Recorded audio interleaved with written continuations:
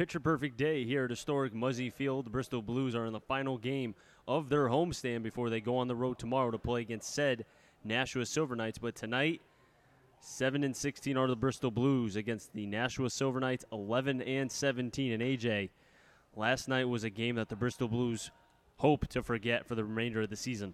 Yes, Chris, after two tough, hard-luck losses, one-run losses to the North Shore Navigators and the Worcester Bravehearts. Last night, it was an ugly one. 8-0 your final score on 4 Bristol Blues errors, 3 unearned runs coming off the bats of the Bravehearts. So not the best performance from the Bristol defense, and we'll get the Nashua lineup after this hitter, and it'll be Austin White leading off for the Nashua Silver Knights. And your defense for the Bristol Blues in the outfield, left, center, right, Reynolds, Leparco, Hunt in the infield, Brereton at first, Haig at second, Sagan at short, Osberg at third. Behind the plate, Bauman, and on the mound will be Michael Gennaro, 0-2 with a 4 ERA from Babson College. Gennaro's ready, and White's ready. Let's do it here at historic Muzzy Field. First pitch high, 1-0. White coming into this one, a .348 hitter. Fouls the ball back, 1-1. And AJ, why don't you give the starting lineup for the Nashua Silver Knights? So after White, it'll be Jeff Costello, Cody Morissette. 1-1 Squibber to Sagan into the shadows. Fields it cleanly, but then overshoots Brereton as it gets behind him. And White's going to get to second. Throw comes in, bobbled by Haig. And the Bristol Blues ending yesterday's game with an error per se in terms of their play, and they started off in the same way. Not a great start for the Blues. Not a good start for Bristol, but picking things up after White, it's Costello, Cody Morissette, Jake LaBelle, Alex Brickman, Nick Biddison, Luke Tyree, Max Guayon, and Teddy Baudet. At the plate, ball gets underneath and behind Bauman. Wild pitch recorded and given to Gennaro, and that's going to put White now at third. And in a matter of 2 pitches, or rather 2 plays, you have an errant throw by Sagan, allows White to get to second base, and then a wild pitch that completely gets behind Bauman, bounced in front, and now White's on at third. Costello with a .341 average. Skies it in the air, has a chance to stay in play. Bauman takes off his mask, continues to watch it, but it's going to be out of play. 1-1. Really could not ask for a worse start to this ball game for Bristol. I mean, coming after last night's loss where you really think that this Bristol team was just licking their chops, 8-0 loss, 4 errors, and more of the same here for Bristol as Costello fouls one away. But it's one thing if, you throw your best stuff and maybe some guy smashes a double in the gap, but when you give teams runs and runners, and after an errant throw and a wild pitch, a guy on third base after Nashua really didn't have to do anything, and they're already in business here in the top of the first, and the defense certainly not helping out Michael Gennaro, the lefty, early on in this one. 2-2 count on Jeff Costello. Swings and misses on a pitch way outside. Gennaro getting the first strikeout of the game. 1 down here in the top of the first. Sometimes starting pitchers just need to bear down and do it themselves, and Gennaro taking matters into his own hands right there. Good pitch sequence. Tough battle from Costello, but able to win the battle. Starts off Morissette with a breaking ball outside, back door. Morissette with a .386 average, 1 home run, 9 RBIs. He'll be going to Boston College in the fall. 0-1 to the lefty in the dirt, 1-1. Scouting report on Michael Gennaro. Strike 1. He's got to be able to aim for the strike zone, be able to hit his spots, rather. Payback, he lost against this Nashua team back on June 30th. 1-1. Nice job by Bauman keeping that in front. And then lastly, and I think you'll agree with this too, AJ, he's the right pitcher on the mound to end this losing streak, currently at 3 games. You're exactly right.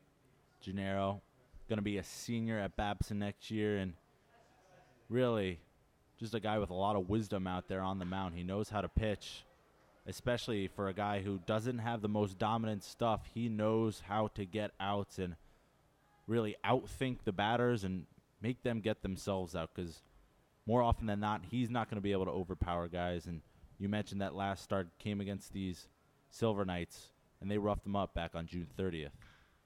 2-2 foul back. Morissette having a tough at-bat against Gennaro, working him early. Game started off with an error by Sagan that allowed White to get to second base. And then on the next pitch was a breaking ball that bounced in front of Bauman, got away, allowed White to get to third, and then Costello struck out. And now Morissette's run the count full, 3-2. And then that start on June 30th, Gennaro, definitely his worst start of the season. 3 innings pitched, 7 runs, 6 of them earned, 8 hits, 2 walks, and just 1 strikeout. 3-2 on Morissette. Ground ball softly to Haig. He's only going to have 1 play at first. And that's going to go down as an RBI ground out. White scores. And White against the Bristol Blues back on June 30th had 3 runs against the Blues, and he already has 1.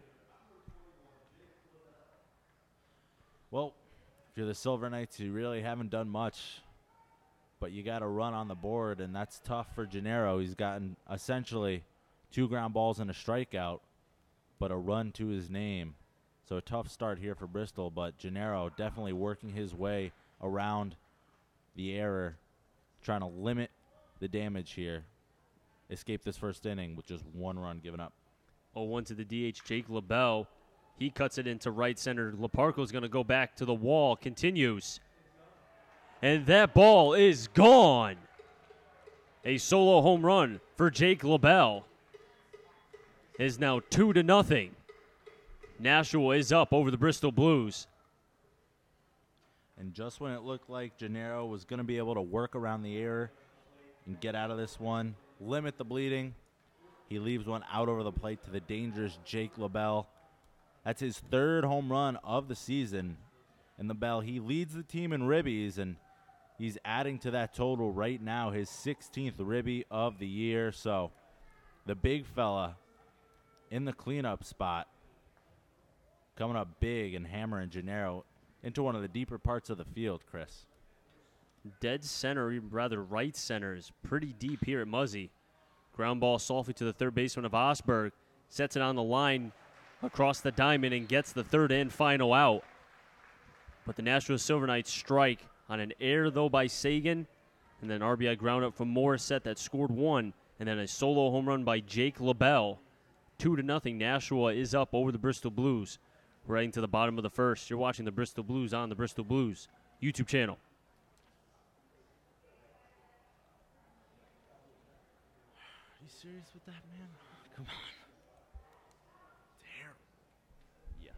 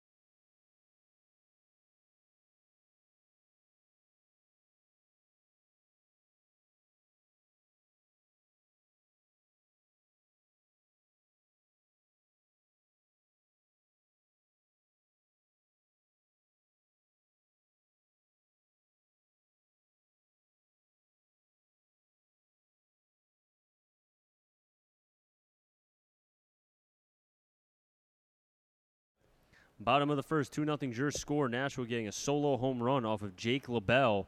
And then Morissette, who got an RBI ground out.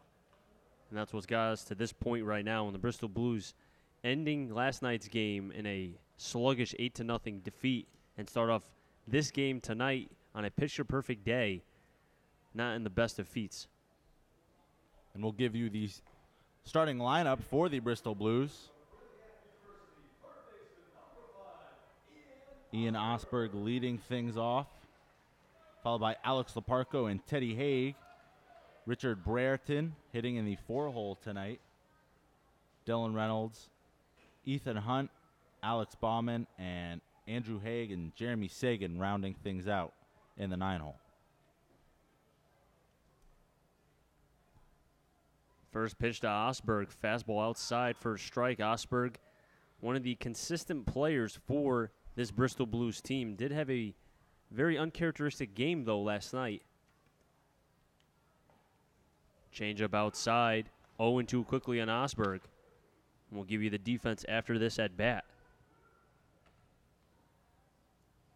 Osberg took an 0 for 4 last night, looking to get back on the right track, but he's going up against the Nashua righty, Casey Candiotti, coming into this one 0-3 with a 6.06 ERA. 1-2 to Osberg. Fouls it back. That home run by LaBelle is his third of the season. Ties his teammate. Ties Morset, I think. Morset has 3. Costello has 3.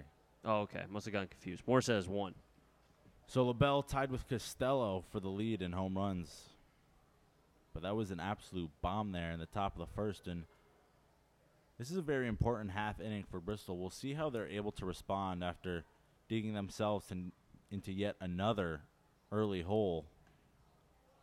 See if they're able to respond, especially after a thrashing last night, 8-0, in which obviously they were shut out, but really did not show many signs of life offensively when the game was still within reach, when it was 2-0, 4-0, nothing really going their way at the plate.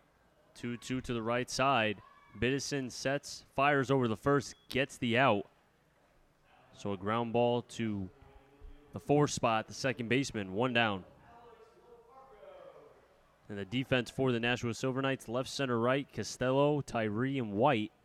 In the infield, Brickman at first. At second, Biddison, who's able to get the ground out against Osberg. At short, Morset. At third, Guayon. Behind the plate, Baudet. And on the mound, fastball low, called a strike, 0-1. That's Leparco, who came in 247 with 19 runs scored. Goes to Western New England. Same amount of strikeouts and walks. 0-1 low, 1-1. And on the mound is the right-hander, Candiotti.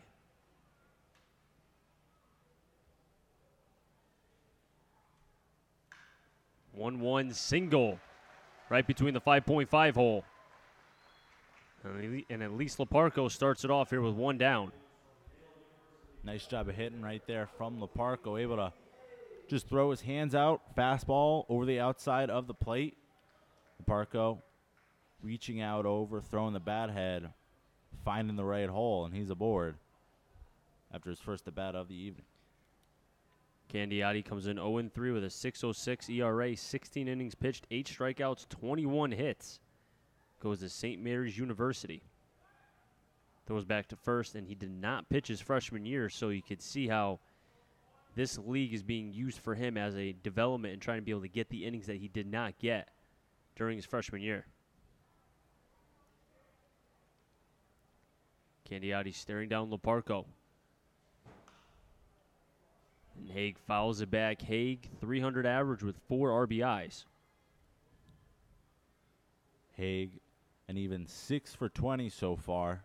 Seen limited action, relegated to the DH spot for the most of this season, dealing with some lingering shoulder problems that carried over from the spring. Runners going, hit and run, but fouled off by Haig. You have to at least like the aggressiveness by Ronnie Palmer, the manager for the Bristol Blues. He knowing that at least Haig, who has a hot bat right now, trying to be able to find any way to cut down this deficit, currently 2-0. I think it's a good move. Avoid the double play, kind of put some pressure on this Nashua defense. As we saw last time they were here at Muzzy Field, they recorded 8 errors. So Ronnie Palmer going back to the well there, trying to put the ball in play, force Nashua to make a play.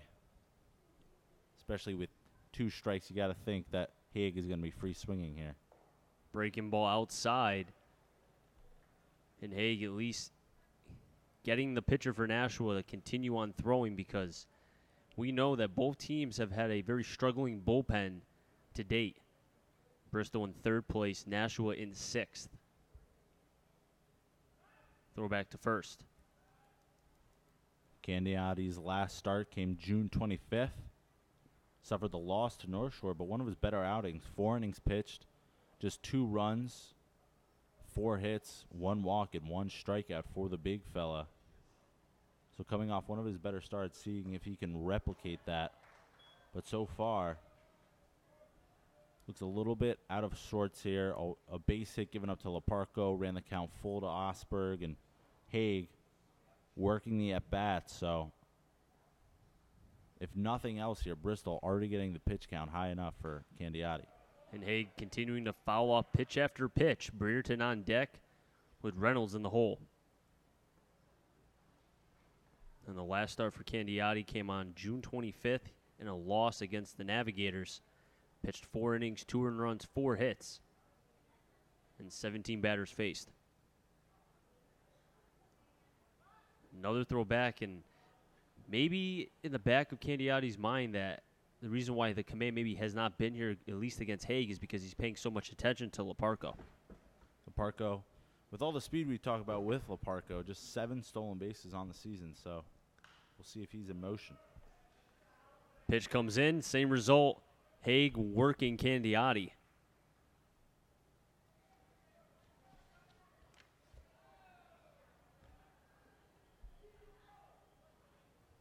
The 9th pitch coming in this at-bat.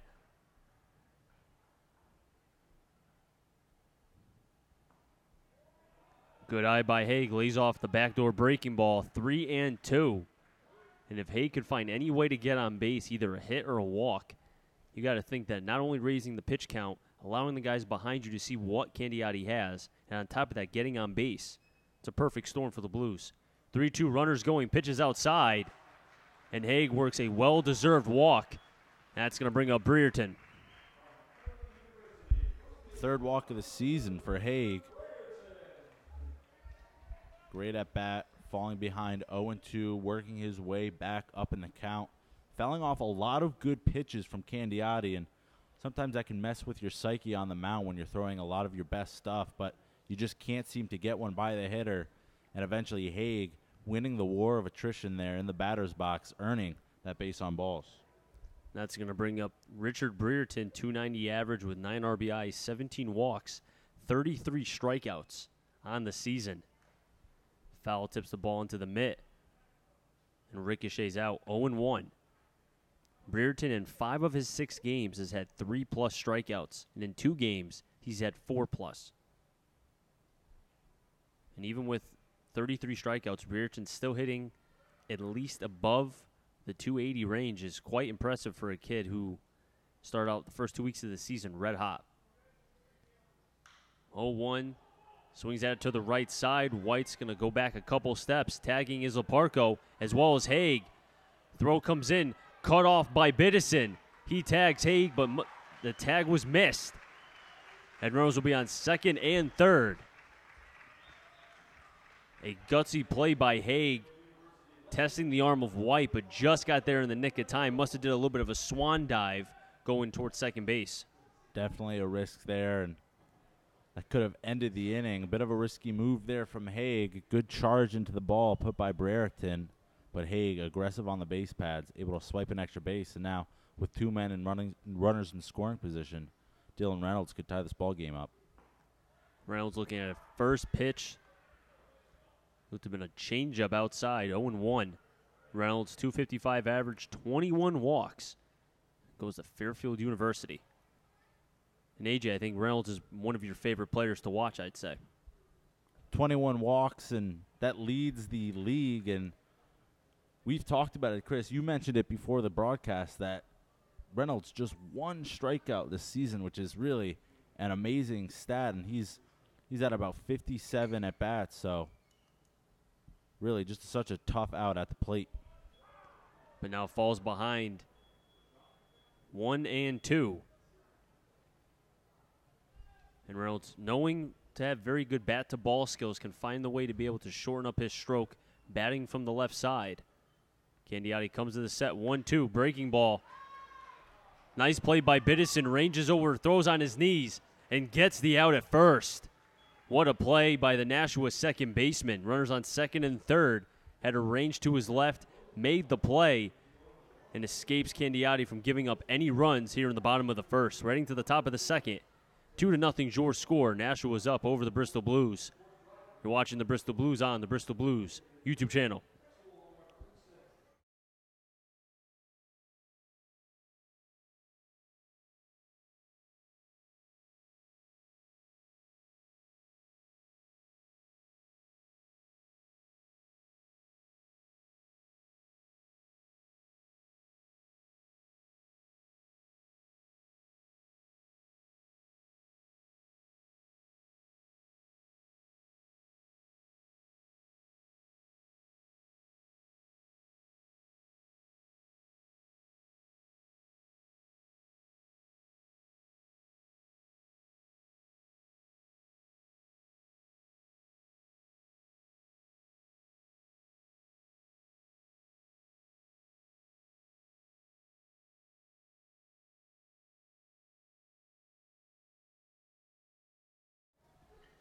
The range of the second baseman, Biddison, escaped any sort of damage for the starting pitcher for Nashua, Candiati.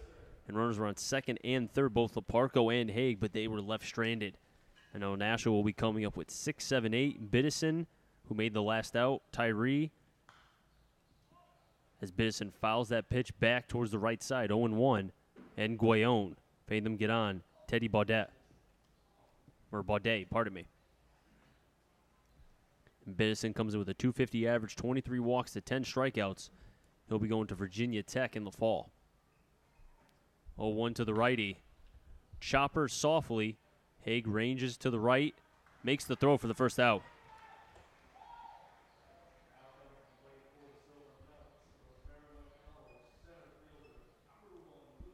That's huge for Gennaro getting the first out. And for any starting pitcher, you always want to see that first out. Kind of calms the nerves when you're out there, 1 out, nobody on. It really sets the tone for the rest of the inning.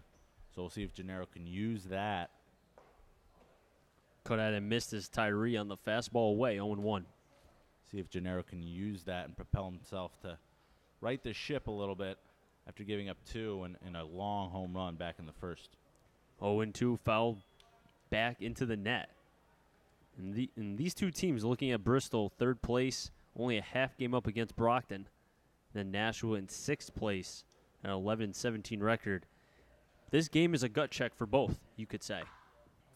Ball slicing foul towards Nashua's bullpen. We'll do it again.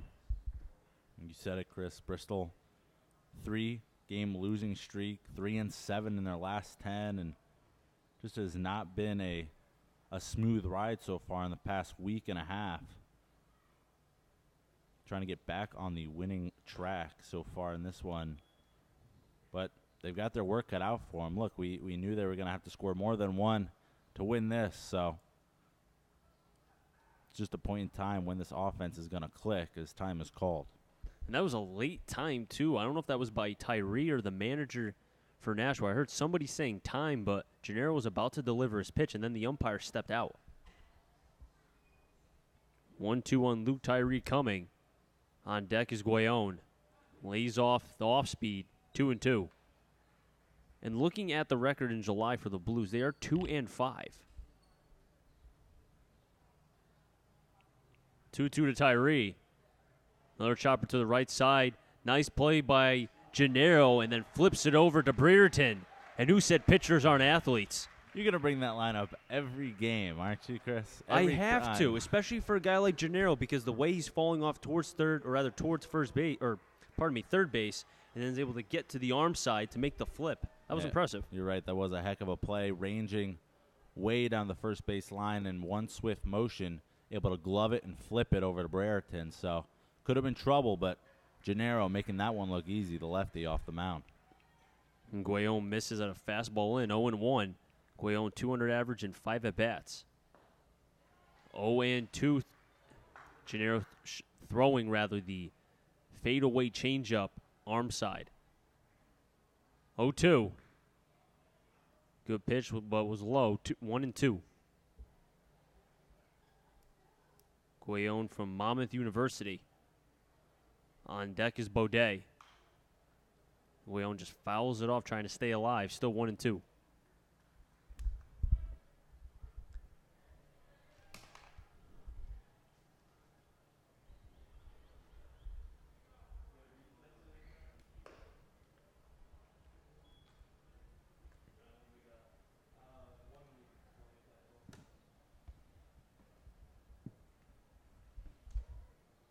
3-2 the count. Guayon has run the count full. Guayon joining the team back on June 6th. Again, just making his 5th appearance so far for Nashua. So trying to crack the code here, working his way back into this Nashua lineup, as you said, Chris, out of Monmouth University. Payoff pitch coming. Inside, strike 3. An impressive second inning for Gennaro. In the first, gave up 2. But here in the bottom of the second, 1, 2, 3, 2 ground balls and a strikeout. We're heading to the bottom of the second. You're watching the Bristol Blues on the Bristol Blues YouTube channel. Did he swing at that? I can't even see. Okay.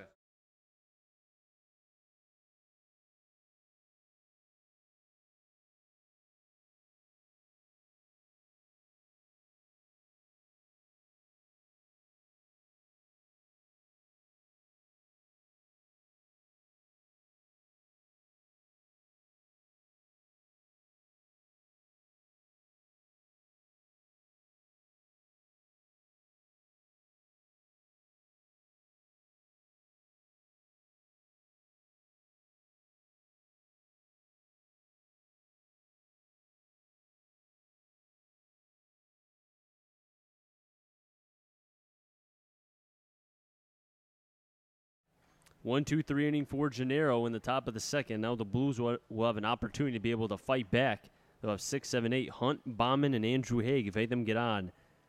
Sagan. And Candiotti was able to escape any sort of threat with the Parko on at third and Haig on second. After a nice play by Biddison ranging to his left and throwing off his knees.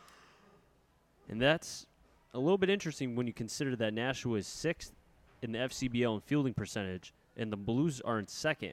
And you saw the Blues make it a somewhat routine play by Sagan on the first batter of the game, and then you see Nashua ending what would have been a nice potential inning for the Blues in the bottom of the first at second. What do you think about that, AJ? It is an interesting point, but, I mean, you can kind of throw the stats out of the book when it comes to, you know, game day. You got to go out there and make the plays. It doesn't matter what your fielding percentage is. All that matters is the ground ball that's headed to you at that point in time. So everybody's got to be ready, showing up on game day to make some plays. First pitch to Hunt towards the right side. White has it camped under. And quickly one down here in the bottom of the second. Hunt wasting no time swinging at the first pitch. And you mentioned, Chris, Candiotti getting out of a 2-man on 2-out jam last inning, and it's kind of been a pattern so far for Bristol in the past couple games during this losing streak.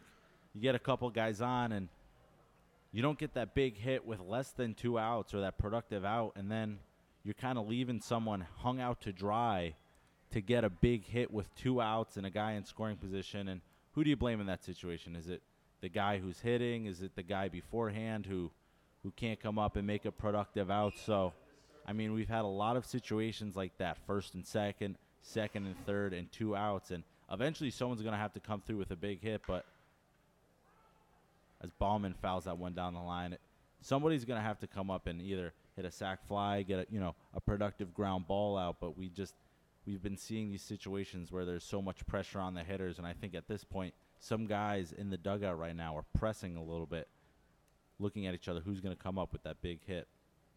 1-2. Potential has eyes. Another nice play by Biddison and completely overshoots LaBelle. And the catcher, Baudet, at least semi-backing up the first baseman because he was making his way. And Biddison almost made a highlight reel play. But instead, Bauman, hustling down to first, gets on. And maybe that's something that will start and ignite this Bristol Blues offense. With Andrew Haig at the plate, batting .195, 2 extra base hits with 10 strikeouts. He'll be a sophomore at Connecticut. Chris Saunders and AJ Fabry on the call between the Bristol Blues and the Nashua Silver Knights. I'd like to thank you for spending a part of your Saturday night here at Bristol. Potential double play, 6, 4, 3, double play. And as we mentioned, Haig struggling .195. Right there grounds into a big double play. Ends any sort of threat for the Bristol Blues here in the bottom of the second. Heading to the third, 2-0 is your score. Nashua up over the Bristol Blues.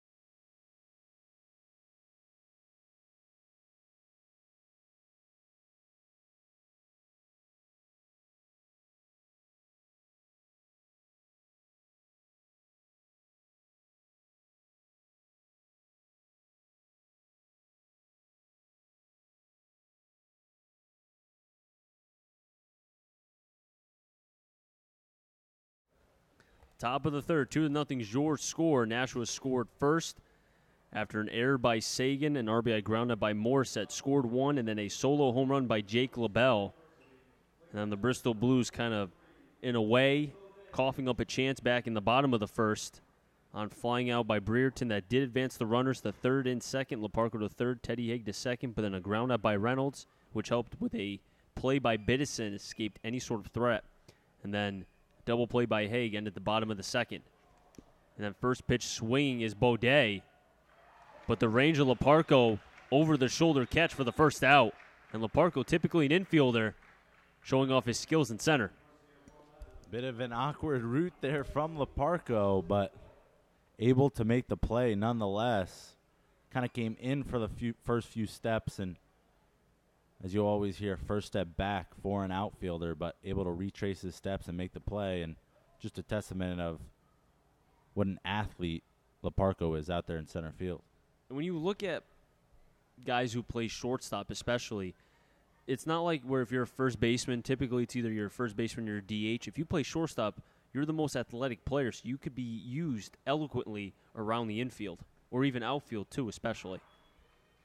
2-1 the count on Austin White, who did reach on an error by the shortstop Sagan. Eventually got to second, came around to score. Slaps at the ball over the head of the third baseman Osberg and into left field.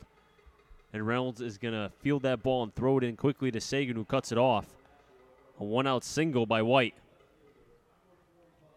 Nice slapstick hitting right there from White. Fastball up and out over the zone, and the lefty using all parts of the field now, just slapping that one over Osberg's head at third. On for first base. And Gennaro throwing back. You can see what's left of the sun is about partially, maybe 1 foot where Brereton is on his left side, so you wonder if maybe a throwback might affect his vision. First pitch change up out. 1-0. Costello struck out back in the first.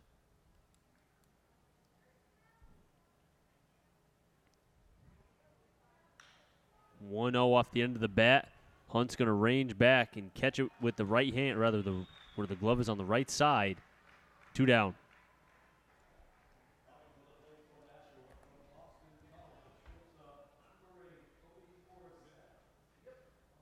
And that's going to bring up Cody Morissette with an RBI ground out back in the first. That scored one of the 2 runs for Nashua. Morissette coming into this one. 13-game hit streak on the line. First pitch to Morissette, breaking ball back door, 0-1.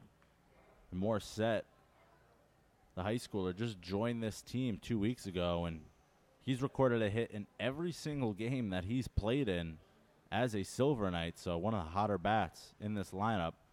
we'll see how Gennaro deals with him here with 2 outs and 1 man aboard. You'd have to think with 2 outs, they maybe will take a chance with Alexander White, who does have decent speed. Gennaro keeping very close attention to White over there at first base. 0-1 on Morissette. Awkward swing, 0-2.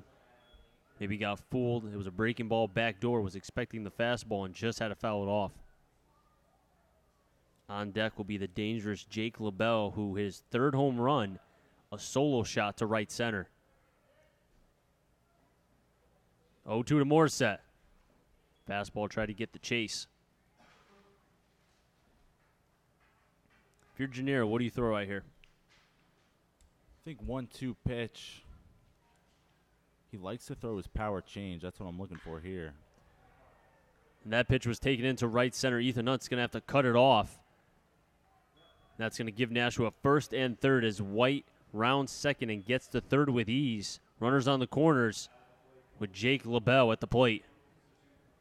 Well, Morissette, one of the best hitters in the league, hitting .386 so far through 13 games, and he showed it right there. An off-speed pitch, 1-2, that Gennaro wish he had back, because he really left that one up, elevated, out over the heart of the plate, and Morissette in a 2-strike approach, just looking to swing at anything close, really spanked that one into right field, and now something brewing here to LaBelle. First pitch to LaBelle to left. Reynolds turns. Does this have a chance? It's just going to go foul. And LaBelle showing off a little bit of a smile. I don't know if that was to one of his position players, or rather his teammates, or rather Gennaro, but I think the power of LaBelle is there. It's you wonder why even throw a pitch like that so down the middle. You can see Bauman now going out to have a word with his lefty with a base open here too. 2 outs. You got to think, listen, do not give this kid anything good to hit right now. Nibble off the edge, and if he chases, let him. Change up outside, 1-1. Runners on the corners. White at 3rd. Morissette at 1st. LaBelle coming into this one hitting .405.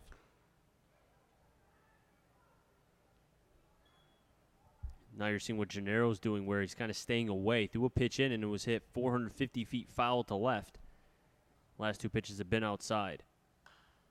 This pitch a little bit higher, and you saw LaBelle trying to pull that ball. Instead, fouls it off 2-2.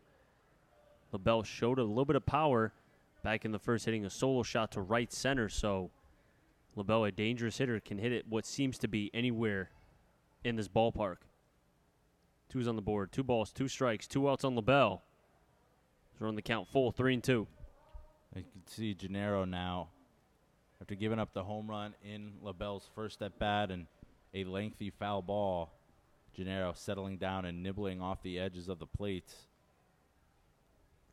Runners go and change up outside, and Gennaro with the fist pump gets LaBelle swinging. And the Knights strand, runners on 3rd and 1st. We're heading to the bottom of the 3rd. 2-0 your score. Maybe that strikeout will get this Blues offense and this team, which needs that added motivation.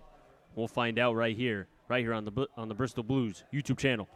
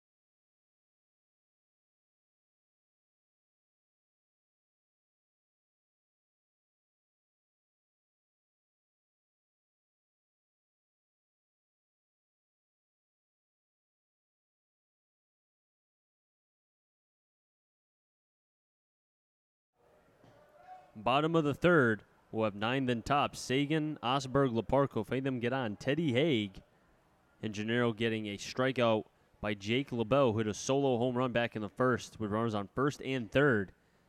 So keeping the Nashua Silver Knights at a 2-0 score. Sagan comes in with a 2.04 average, 18 strikeouts. Does have one error today that did come around and score. That was White. Fastball inside, 1-1 the count. Sagan from Central Connecticut State University, teammates of Peyton Stevens. 1-1 on the 9-hitter. Fastball away, 2-1. The sun's starting to set behind the trees.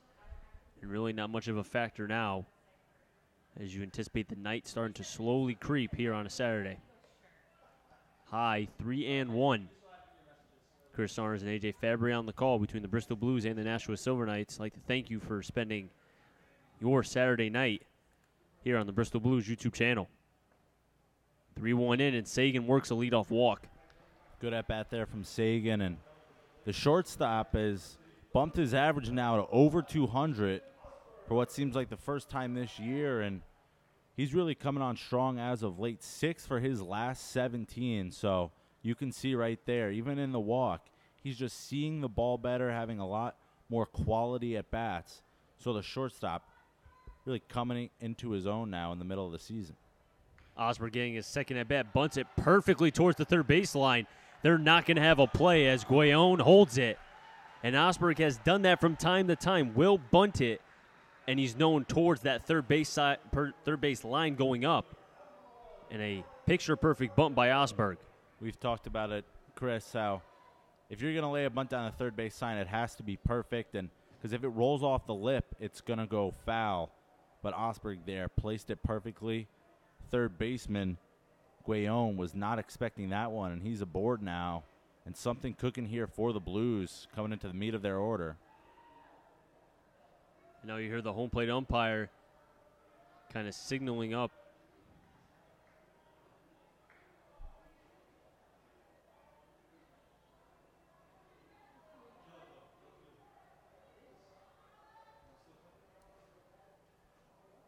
The score is between Nashua and Bristol. Alex Leparco at the plate for now, his second at bat. Was able to reach and left stranded at third. Infield playing in, rather the first baseman, Brickman, playing the closest in. Runners on first and second. Bump play, foul back, and you saw Baudet kind of turning around left and right. And if you're Leparco there, when you want to lay one down, you really got to extend that bat out over the strike zone at an angle.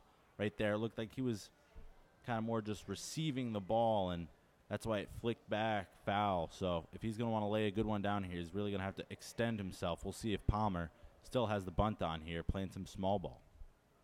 0-1. Leparco, instead of bunting, swings at a hit and run, but foul tips it into the glove. 0-2. I'm not going to lie to you, AJ. I like that because Leparco has the ability. He doesn't really strike out a lot, as we mentioned before. 13-13 walks and strikeouts, so he will put the bat on the ball. So why not take a shot? But now, you think about it, 0-2 the count. Coach Palmer trying to stir something up here. Candiotti throws the high pitch, doesn't chase, is Leparco. And I don't blame him. He's got good wheels on the base pads right now, and Leparco with some good wheels himself. So forcing this Nashua defense to make some plays out there. Candiotti in the jam, 1-2 to the left side. Morissette's going to flick it over to Guayon, and he's going to get the out. Got the force play. Runner still on first and second, but Nashua just trying to be able to not allow that runner, the lead runner, to advance in any sort of way. Frustrating at bat there from Leparco as he could not get the bunt down and then could not execute the hit and run. Turns into an out. Essentially just trading places there with Sagan as it's same situation, first and second now with one out. Teddy Haig with his second at bat, walked in the first, swings at the first pitch, and that's going to drop into center for a base hit. Ronnie Palmer's going to wave around Osberg. Throw is going to come in, cut off by Biddison, and the Blues are on the board. RBI single by Teddy Haig, his 5th RBI of the season, 2-1. Blues are only down by 1. And that's big for Teddy. We've talked about it, has not gotten a whole lot of opportunities, and it's not from a point of view where he's not talented enough. It's just there's too many guys. You got a lot of outfielders on the roster, and he's unable to play the field defensively with some shoulder problems coming over from the spring. And when he's gotten his opportunities, he's made the most of them, batting .300, and just right there, a big hit, exactly what the Blues needed in a big spot to cut this deficit in half. First pitch swing is Brereton. Ball has a chance to stay in play. Brickman goes to the fence, but just runs out of room. 0-1. And AJ, I think Brereton right here, you think about, he flew out to right field. If he has that same approach again and just tries to get the ball in the air, you have a chance to be able to score with Laparco, who has plus speed. But at the same time, Brereton is vulnerable to the K. Have to put the ball in play, productive outs. That's something Bristol struggled with this season. And if you leave it up to the guy behind you with 2 outs, it's a whole lot of pressure, and the likelihood of you guys scoring a run decreases significantly. So with 1 out, you just got to put the ball in play. And if you're Brereton, you kind of want to adjust your swing just a little bit, maybe get some elevation on it. But Brereton quickly in the hole now, 0-2. Going to have to choke up, take a defensive approach here with 2 strikes. Haig on at first, Laparco at third. Brereton with an 0-2 count is vulnerable to the strikeout.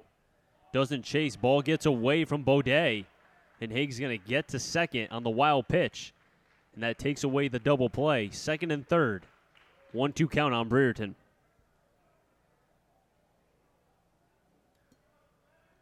With Reynolds on deck and Ethan Hunt in the hole.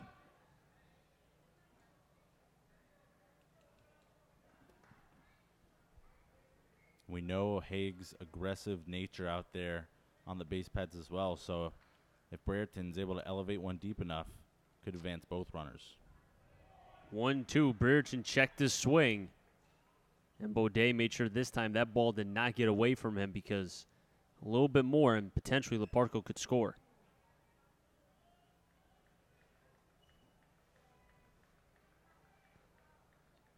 Except for Brickman on at first, third, short, and second are playing at least behind the bag. 2-2 to Brereton. To the right side, that might have a chance to get the run in. Biddison coming in, charging, makes the catch. Laparco tags third. Throw goes into third base, and the ball game is tied. RBI sac fly by Brereton. Scoring was Laparco. Teddy Haig stays at second base on the throw. We have ourselves a new ball game here at Muzzy Field. Good piece of hitting there from Brereton. Pitch out over the outside half of the plate. Just sticking his bat out there. Almost dropped in there for a single, but gets the job done nonetheless. And just like that, tie ball game here in the third. Dylan Reynolds grounded out to the second baseman back in the first. A nice play by Biddison. Ball in the dirt. Baudet keeps it in front.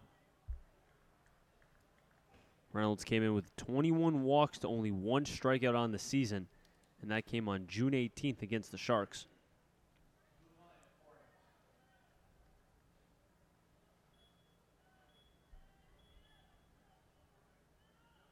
A little two-seam action inside to Reynolds, 1-1. 2 runs on 3 hits for the Knights, 2 runs on 4 hits, and 1 error for the Blues. Teddy Haig standing on at second, did get an RBI single. And Reynolds crushes that into right. White's going to turn. It's off the wall. Teddy Haig is going to score all the way from third. Reynolds is going to get to second. And the Bristol Blues have the lead. An RBI double by Dylan Reynolds. It is now 3-2. Bristol's have the lead. And Reynolds came up in a big spot in the first inning. First and second with 2 outs. But was, second and third with 2 outs, but he was unable to get the run in. A ground ball that looked like it could have scooted into right field, but Nick Biddison made a great play to rob him of an RBI and a base hit, but no doubt about that one. Getting a hold of an inside fastball and turning on it, and that's a dangerous pitch for a lefty, as he was able to get the barrel right on the ball of the bat, right on the bat, and ricocheted that one off the fence out there in right field. Bump play by Ethan Hunt, but went foul towards the third baseline. 0-1. So timely hitting by the Bristol Blues with Haig getting an RBI, Brereton getting the sac fly when needed, and then Reynolds driving in Teddy Haig on an RBI double. And for Reynolds, his 9th RBI of the season. Bombing on deck, Andrew Haig in the hole. 0-1 low, 1-1. Hunt coming into this one, 250 with 9 ribbies, 6 stolen bases, and he's really a hustle guy. He'll lean in there. He'll take one for the team, as we've seen him sprinting down to first base. So and this ball might have a chance. Ranging is more set to his left. Throws on the run. And the third and final out was recorded, but the Blues score 3. RBI single by Haig, a fly out by Brereton, and then a double by Reynolds. Pits the Blues and now up by 1. 3-2 as ranked to the top of the 4th.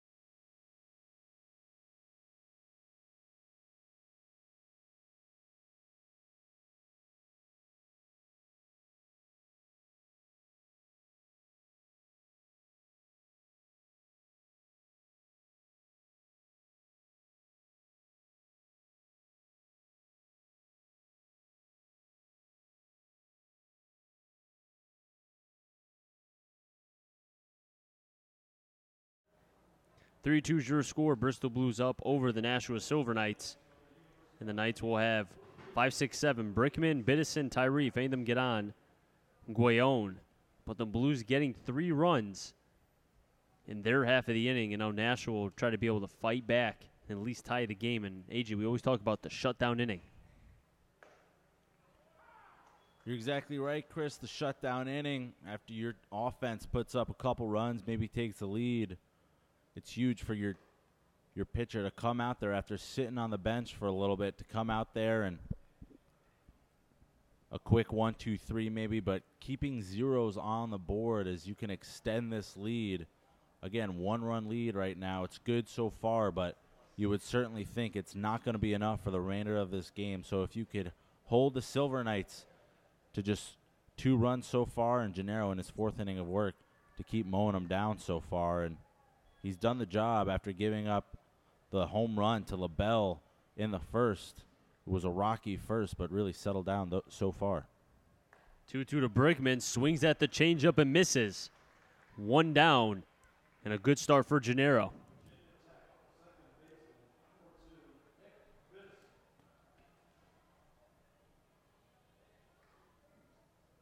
With Nick Biddison, the second baseman, who's made a couple nice plays at second, although one was a nice ranging play, but the throw was questionable, and he pops that into center. Brereton, or rather Leparco. I keep thinking Brereton's out there, but it's Leparco, and showing off the speed and range that he has. 2 down. AJ, it really does look like Brereton's out there, though. I don't blame you. He does look the same. I guess it's just the utility guys, huh?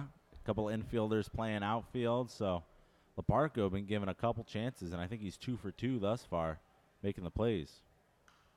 And Luke Tyree swinging at the first pitch. We've seen both teams now executing where if they're not going to take many pitches. We've seen from a couple guys, yeah, they will, but mainly that first pitch that's coming, they're attacking. And if you're Gennaro, you have to be conscious of that. Keeping these hitters off balance, mixing in off-speed stuff, and we know he does that. He's a very cerebral pitcher out there, but he's always collecting data on these Nashua hitters. Dynquil into left center, but Sagan coming all the way from the shortstop position And recording for the third and final out.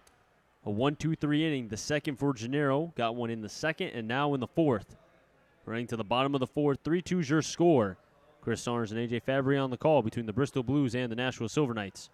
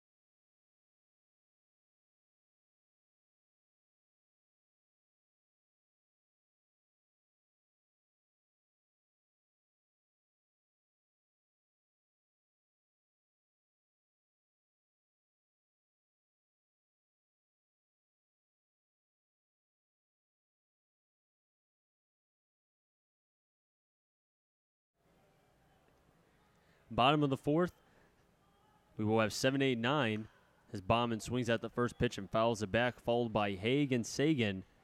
Any of those three have an opportunity to get on base. Osberg will have a chance for his third at bat. Got to give credit to Michael Gennaro. We talked about it at the top of the inning.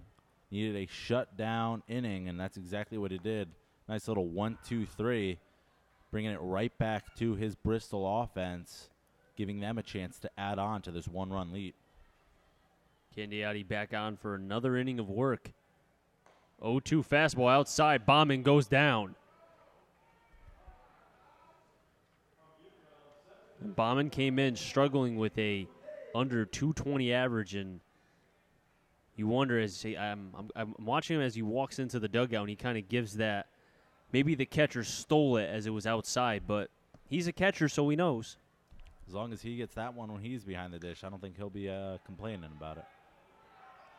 As Andrew Haig slices that ball into right, and it stays in fair territory. And both Teddy Haig and Andrew Haig getting on the board, representing Amity High School. A couple of blue base hits for the brothers Haig, so contributing early and often so far. Both in the starting lineup tonight, and that'll bring up Jeremy Sagan, the shortstop. Sagan walked and then later was out on a fielder's choice back in the third. Pitch inside, 1-0.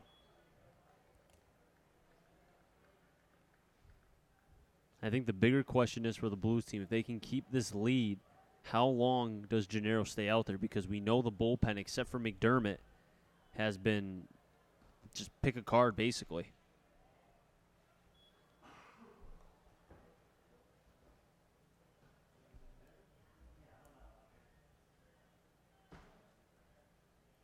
Andrew Haig on at first, Sagan with a 2-0 count. Brickman holding on the runner. Candiotti comes to the set, 2-0. Sagan fights it off as it finds room towards third base, but foul, 2-1.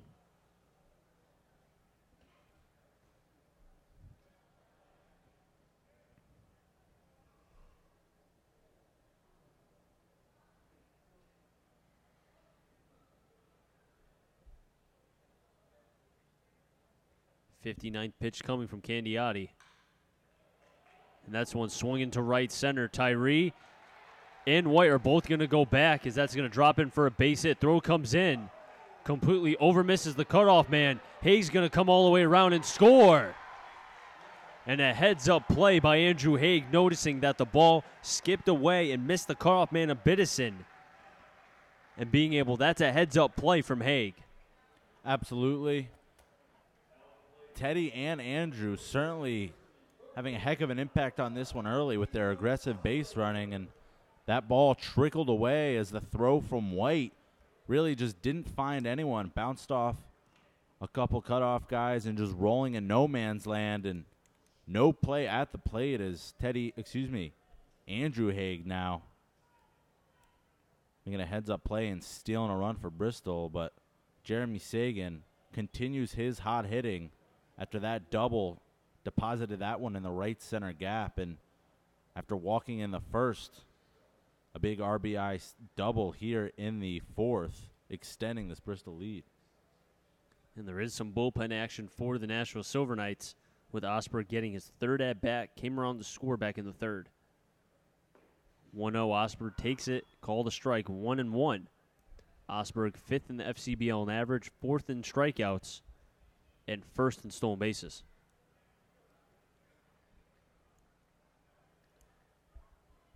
Chris, we talked about it. How would Bristol respond going down 2-0 on a couple of hard luck plays, a home run off the bat of LaBelle and an unearned run coming around to score, and really seemed like the energy was immediately sapped from the stadium, but this Bristol offense has reinfused these Muzzy fans with some excitement here. This one's also going to slice and left. Costello having to charge in, but stretches out to make the catch for the second out. A nice ranging play from Costello as that ball kind of was starting to die off the end of the bat of Osberg. And another thing for this Bristol offense is, yes, you scored 3 back in the third, but you got to keep pouring it on. One run is not going to be enough, and it's a good sign from Bristol, able to build off the previous inning. Jeremy Sagan with a big RBI double, doing the job for Bristol. Pitch in the dirt, gobbled up by Bidet. 1-0. Laparco back at the plate for his third at-bat. Reached base and came around to score back in the third, and then was left stranded in the first. On deck is Teddy Haig. In the hole is Brereton. Same pitch, 2-0.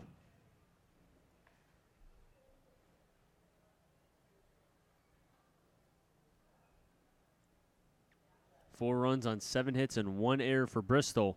2 runs on 3 hits for Nashua. Laparco swings at the high cheese, misses, 2-1. Tough pitch to deal with right there for Laparco, up and in, and not a whole lot you can do with that. Even if you make contact, it's normally going to be on the hands, probably just going to be a foul ball, so Laparco chasing on that one. 2-1. Swung it into right center, pop up into White, gets to the glove, and the third and final out's recorded. But the Blues get another. Scored 3 in the last half, get 1 right here. 4-2 is your score, heading to the top of the 5th. Right here at historic Muzzy Field.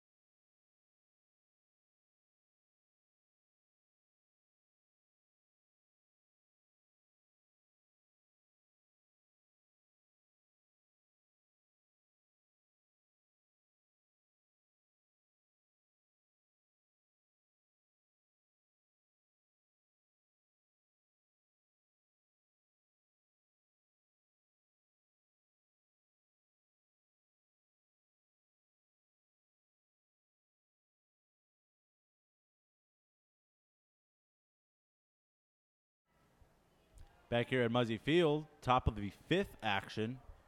Bristol Blues leading 4-2. First pitch to Max Guayon, called strike. Guayon, a former Bristol Blue, now with the Silver Knights this year, making his second plate appearance, struck out looking. He takes ball 1. The count evens, 1 ball apiece, 1 ball, 1 strike. 71st pitch coming from Gennaro.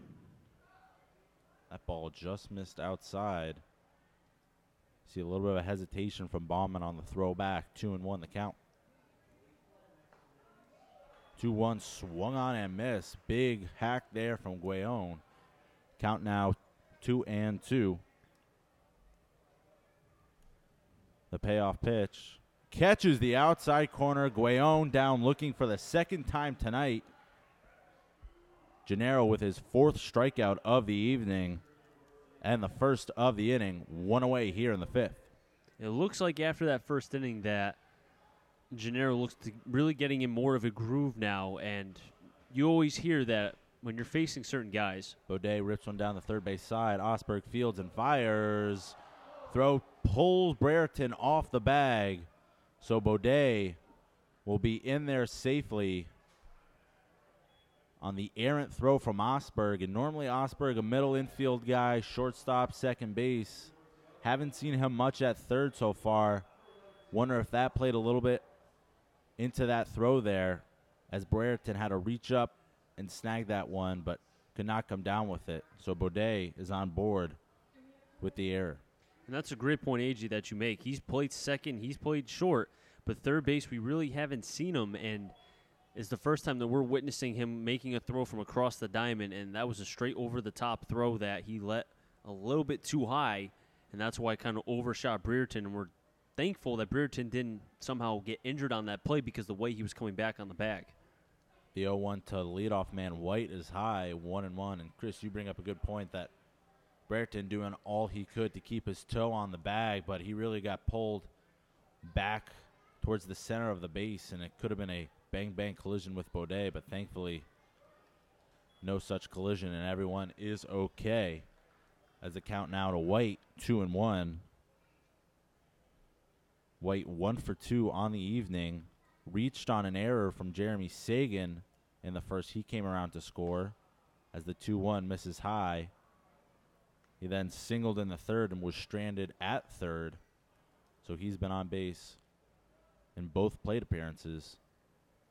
The 3-1 pitch swung on, lifted foul out of play as the count runs full. And White has reached base both times, was left stranded in the third, and came around to score in the first. In that first inning, Gennaro did not have his best stuff. And you always hear how you want to attack a pitcher before he gets going, and Gennaro has. 3-2, lifted out to right field and deep. Hunt giving chase. He'll watch that one go. Goodbye. Austin White, a 2-run shot into the trees out in right field to tie the game. And AJ, both errors committed by the Bristol Blues have come around to score. And you saw right there, Gennaro throwing a pitch. It was supposed to be outside. Bauman was setting up away. Ended up coming back to the middle part of the plate. And White made sure that that did not miss. That'll bring up Costello, who takes ball 1. First home run of the season for White. And it came in a big time, tying this ball game up at 4 as Costello takes strike 1. But Gennaro giving up his second long ball of the day as that one's ripped into the shortstop third base hole.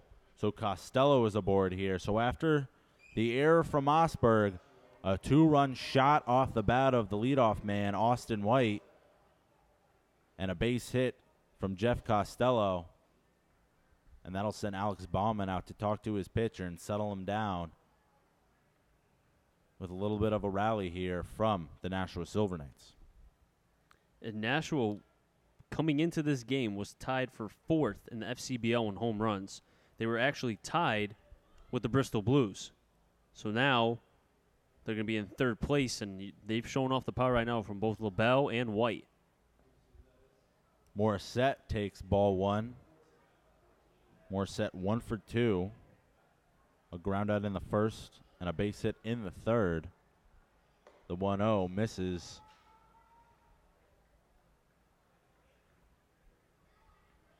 Morissette coming into this one, 386, 1 home run, 9 RBI. The 2-0 catches the outside corner, 2-1.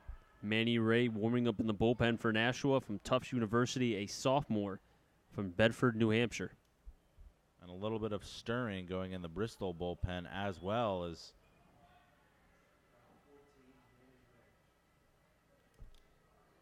Gennaro now 3-1 on Morissette, and the third straight batter he's gone to 3 ball counts with. That one's ripped past Brereton and fair. It'll be extra bases for Morissette as Costello is motoring around third, but he'll stay put on an absolute laser off the bat of Cody Morissette. And it looked like, Chris, I'm not sure, I wasn't watching, but Michael Gennaro came up a little bit gimpy after he looked like he fell off the mound. But Brereton unable to get his glove on that one, and an error and a home run followed by a base hit and a double. And Gennaro has pitched his way into some trouble now. 2 men on, 1 out to face the dangerous Jake LaBelle. The pitch catches the outside corner, 0-1. And Gennaro did slip, or rather he kind of fell awkwardly as he was going towards that third base side after he delivered the pitch. And we'll see if he's okay right here. The 0-1 fouled back quickly, 0-2 to the Nashua cleanup hitter. 1 for 2 on the day. And that one was a big solo shot in the first into the right center field. And with 1 out, the Bristol infield being pulled in. The 0-2 pitch misses in the dirt, 1-2 to LaBelle. And you saw Gennaro kind of drop down a little bit, maybe trying to give LaBelle a different eye, which LaBelle was 1 for 2 against him. He won the first round, hitting the home run, lost the second round. Here's the third round right here. The 1-2 swung on, nubbed foul. The count remains 1 ball, 2 strikes. I throw LaBelle nothing but off speed. You've seen him crush fastballs, one that went 450 feet foul as Justin Rouse is warming up in the bullpen for the Blues. Another one went fair to right center. Throw him an arm side changeup away. LaBelle will swing at it. Gennaro sets and deals. Swung on, lifted down the right field side, but that'll land out of play. So we'll do it again. 1 ball, 2 strikes, 1 out. And see, he fouled it off. Now you set him up with either a high fastball in, because now he's respecting that outer half of the plate, or if Gennaro is feeling comfortable with bombing behind there, you can drop a chase curveball being ahead in the count 1-2. The 1-2 pitch lifted into left center, and that'll drop in there for a base hit. Costello will come around to score as the ball is cut off. So LaBelle with his second hit of the evening. It's an RBI base hit into left field as the Silver Knights retake the lead 5-4 here in the top of the 5th. And Jordy Shiner is going out to talk with Gennaro, and it's hard to say if it's the injury fact. I mean, we're not saying that he's injured, but he came out awkwardly, but did look strong against LaBelle, missed his pitch. It was supposed to be a changeup outside, ended up leaking a little bit more towards the outer black, but just enough for LaBelle to be able to get the bat head out. And you got to give credit to LaBelle, too, because typically he's shown to the pull side, but there got a piece over the head of Sagan, 5-4. And a frustrating base hit to give up right there as you had a base open, and you're facing LaBelle coming in hitting .405, 3 home runs, 15 RBI. He led the team, and he's leading the team in RBIs. He's tied for the lead in home runs. And in the 5-hole here, you have Alex Brickman coming into this one hitting just a .160 with 1 RBI. So you had to think, hey, let's be careful with LaBelle, probably the hottest stick in this lineup, and we'll take our chances with Brickman. First and third now for Nashua as Gennaro misses outside, 1-0 to the Nashua first baseman.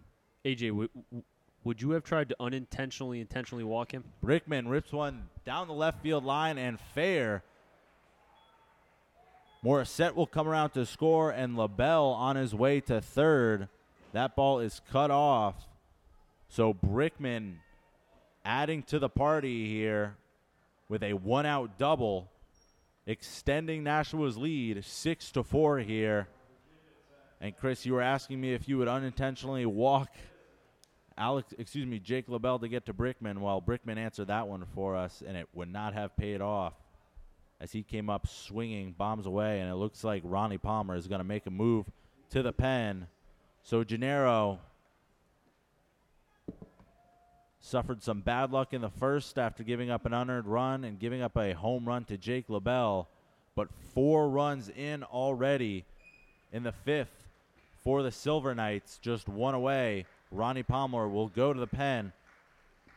Looks like it'll be Peyton Stevens here with 1 down. We'll be right back here on the Bristol Blues YouTube channel.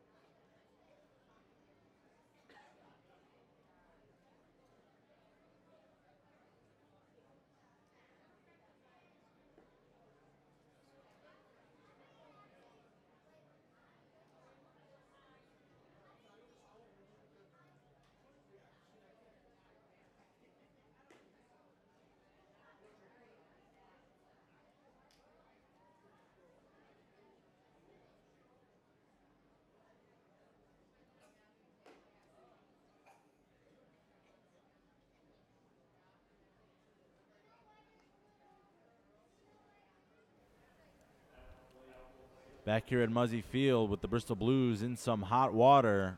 4 runs already in on the inning, and Nashua looking like they can get some more here.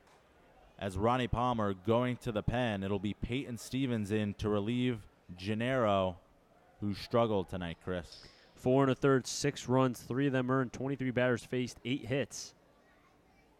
And as comparable as it can be, except for the earned runs, in his last start on June 30th against Nashua. So Stevens will be in to deal with the 6-hole hitter, Nick Biddison. Biddison 0 for 2 on the day. And, Chris, we were talking strategy in the break here, and we think Ronnie Palmer is hunting for a strikeout from Stevens. The 1-0 lifted in the infield, giving chases Brereton and Bauman. And Bauman makes the play in foul territory, laying out, making the play for the 2nd out of the inning. Great hustle, great concentration from the catcher out of Bucknell. And Bauman not taking his eye off, especially going towards the Nashua dugout. And as you know, as an opposing player, you're not going to, you're going against the other player. You're not going to try to help them in any situation. Bauman having the wherewithal to not lose track of it at all, let alone sight, and made the catch. So with 2 outs now, the defense will fall back into regular position here as Stevens goes off speed to Luke Tyree, but he misses high, 1-0. And I think bringing in the likes of Peyton Stevens is you're going from a guy in Gennaro who tops out at 82 to Stevens who can get up there to the low 90s. So you go from slow to fast, trying to get a couple big outs right here. The 1-0 misses inside, 2-0, and a bit of a gutsy call there going to Stevens. He only has 3 innings under his belt, and most of them have been in mop-up duty. His last appearance coming on June 29th in a 17-3 victory over the Silver Knights. So Stevens catches the inside corner, 2-1. And I know we talked about how, bringing up Rouse or Stevens, but maybe Palmer feels like in this situation, Stevens can handle the likes of having guys on base. The 2-1 swung on, fouled back. 2-2 now with 2 away. So Stevens certainly looking for a strikeout here, possibly getting out of this 2-man on jam. Tyree 0 for 2 on the day. The center fielder looking to add to this Nashua lead. They already have 4 runs in the inning. The 2-2 pitch swung on and popped to the left side, giving chase is Osberg, but will run out of room as that one lands out of play. And just look at the swings of the last 2 batters, Biddison and Tyree. They look as defensive as they can be, and especially for Peyton Stevens, who can get that arm side two-seamer into the glove side, or rather the glove side, which I talk about, the one that he catches from. Arm side is the one that he throws from. The glove side is the one that he catches the ball from. Glove side inside to Tyree would be the left-hand side of the plate. And if he can continue on bearing that in, he could probably get a strikeout right here. 2 balls, 2 strikes, 2 outs to the Nashua center fielder, Tyree. The pitch, low and in. It'll run the count full here. You could see that one might have caught the inside corner, but Bauman was set up low and away, and he had to reach all the way across to pick that one up. And normally, home plate umpire is not going to give you that call. And Tyree choking up on the bat, actually even more than he was in his previous. The 3-2 swung on and missed. So Peyton Stevens does the job shutting the door out of the pen, gets a pop out and a strikeout to escape the jam. But the Silver Knights do some damage here in the 5th. 4 runs scored as they retake the lead, 6-4. We'll head to the bottom half of the 5th here at Muzzy Field. Chris Saunders, AJ Fabry here on the Bristol Blues YouTube channel.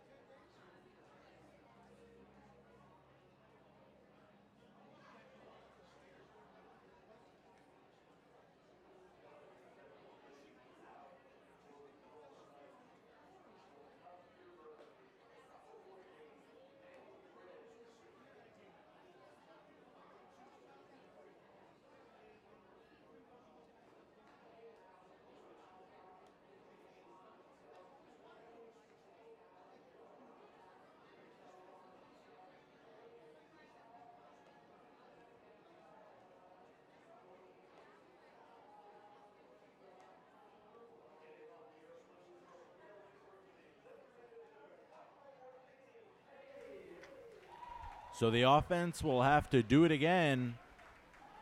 After going down 6-4, the Blues will have to come back. It'll be Teddy Haig leading off for Bristol as they trail 6-4 here in the bottom of the 5th. The Silver Knights able to break out for 4 runs in the top half of the inning. Teddy Haig looking to answer as he swings at the first pitch, 0-1. Candiotti's day is done as Manny Ray is on the mound. Candiotti 4 innings pitched, 7 hits, 4 runs, 3 of them earned, 2 walks, 1 strikeout, 20 batters faced. And for Ray, making his 9th appearance of the season, the 1-1 pitch, misses low and inside. Ray is 1-2 with a 5.29 ERA, 17 innings pitched out of Tufts. The 2-1 misses low, 3-1. So Teddy Haig, after walking in the first, singling and scoring in the third, now well in control of this at bat. He's had some good looks so far tonight. He rips that one into right field. That'll drop in there for a base hit. And Teddy Haig motoring his way around first, but will stay put with a leadoff single here in the fifth. Haig with his second hit, two for two on the day. Walked in the first, got an RBI single in the third, and now Haig, the hot bat continues here at Muzzy Field. Getting the opportunity tonight, and you would certainly expect to see him a couple more times now after Ronnie Palmer shaking things up after an 8-0 loss last night.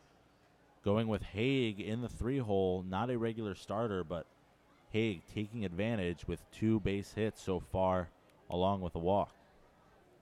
That'll bring up Rich Brereton, the first baseman. He takes strike one. Brereton with a sac fly back in the third, and that scored Laparco. So some timely hitting from Brereton as he comes up here looking to rally the Blues, trailing by 2. And Brereton right here, you got to think that you're facing a guy like Ray. We saw him before in the blowout that the Bristol Blues were able to get, and he had a nice day getting a couple hits off Ray. So you wonder right here if that's in the back of his mind.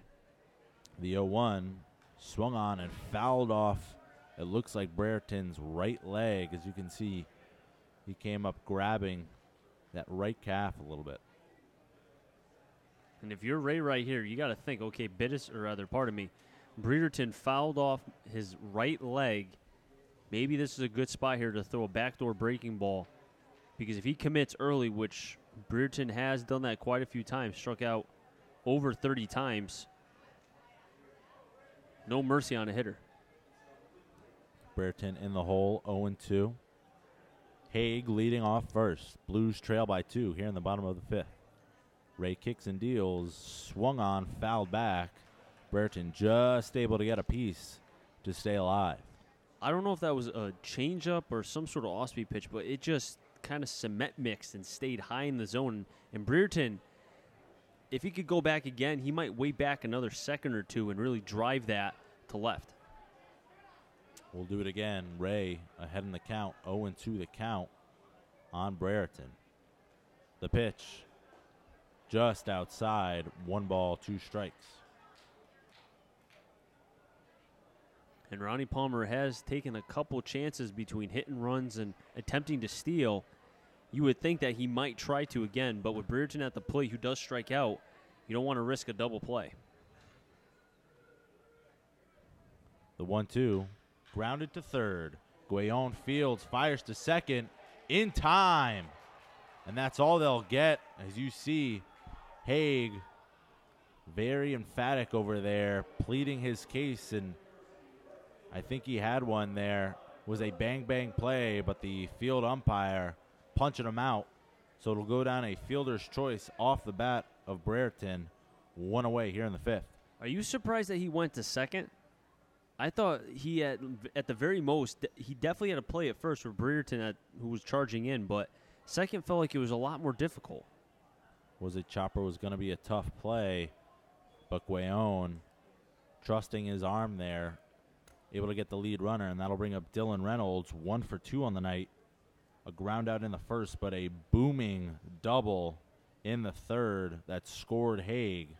Brereton running. The throw, not in time. Brereton in there safely with the stolen base. His 10th of the season. Getting a good jump on a breaking ball in the dirt, and it's almost impossible for a catcher to be able to throw somebody out when, even with average speed, a pitch in the dirt, a lot of movement, movement parts to be able to get there to second. So Brereton on second now, 1 away, 1-1 the count to the left fielder. May kicks and deals off speed way outside, 2-1 to Reynolds. Hunt on deck, Bauman in the hole. Reynolds with his 9th RBI back in the third, looking for his 10th here on a base hit.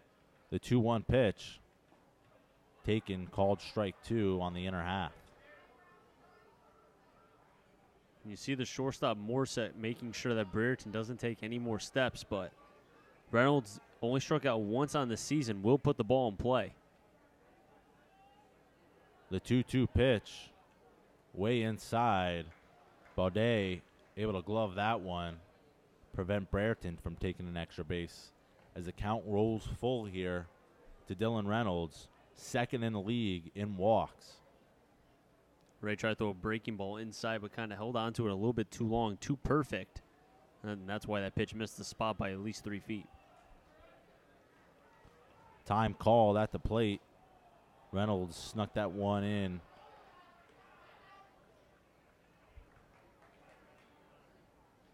So we'll do it again. Full count, 1 out. The Blues trailing by 2 here in the 5th. Brereton leading off second. Reynolds at the dish. The 3-2 swung on, lifted into center. Tyree giving chase. He's there. Brereton will tag. The throw into third is not in time as it skips by Guayon. So Brereton aggressive on the base pads. Now he is 90 feet away on the fly ball off the bat of Reynolds. But the throw from Tyree was almost a chance for Guayon to be able to to be able to make the tag. Now, if that throw was a little bit more on the line rather than a sailing kind of fly ball-esque off a bat, we might be talking about the top of the 6th rather than an opportunity for Hunt to bat. Brereton sliding in as that ball was coming into third baseman Guayon, as we have a mound visit here from Nashua. Pitching coach very emphatic out there on the mound. That's Kyle Jackson, and he's a very emotional pitching coach. Kind of really, he's helped this pitching staff in terms of being able to get them to their highest potential, and a lot of credit goes to Kyle Jackson. Well respected around the FCBL. So that'll bring up Ethan Hunt, the right fielder, 0 for 2 on the day, as he takes strike 1 on the outside corner. Hunt coming into this one, a .250 hitter, 9 RBIs, looking for his 10th with Brereton just 90 feet away, as the 0-1 off speed misses high, 1-1 the count. His last at bat too, he had a good piece up the middle, but Morset ranging to his left was able to make a nice throw on the run. So if Hunt can kind of continue that again, maybe he'll be rewarded with a hit. The 1-1 line to short, and Morissette is there to steal a base hit from Hunt. So Brereton is stranded on third, 6-4. Still your score here as we head to the 6th. The Blues trailing by 2.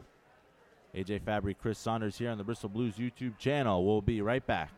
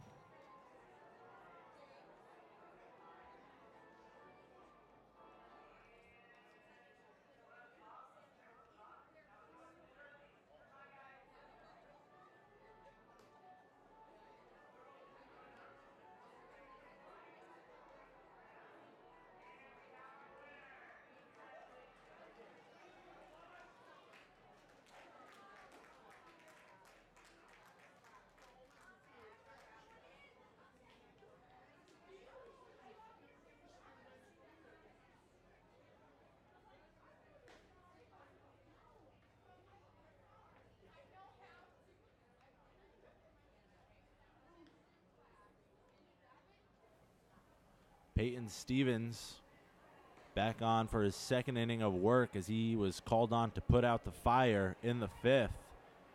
with men on second and third and only one out, able to induce a foul pop out and a strikeout to end the inning. And Chris, a bit of a gamble here from Ronnie Palmer, but it seemed to pay off as Peyton Stevens has only appeared in 3 games this season.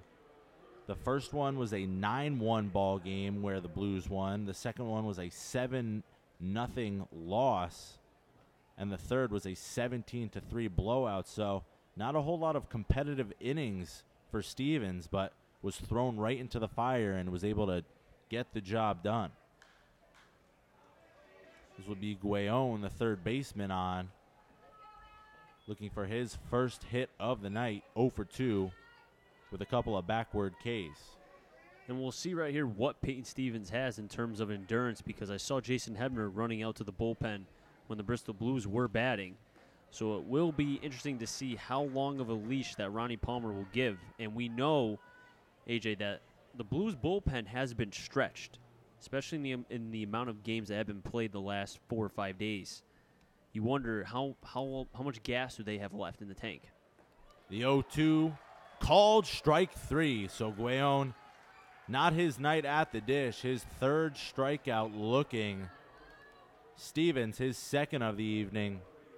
And the first out recorded here in the top of the 6th. That'll bring up catcher Teddy Boudet. The pitch swung on, lined softly to first. Brereton fields it in the air for the second out of the inning. So 2 quick outs here for Stevens. And Chris, you mentioned fatigue. He really hasn't thrown a whole lot of pitches so far in 4 batters faced. And I think the at-bats kind of tell you everything. Sometimes we lose fact of trusting our eyes and go by the numbers, as you see in Major League Baseball. Numbers can't tell you. Look at the swings off the bats of Nashua. Very uncomfortable. Pitch to leadoff man Austin White, misses low and inside. White, he's been dangerous so far, 2 for 3. And most recently, a 2-run bomb into right field. That one's fouled back. And that tied things up here at Muzzy Field at 4 apiece.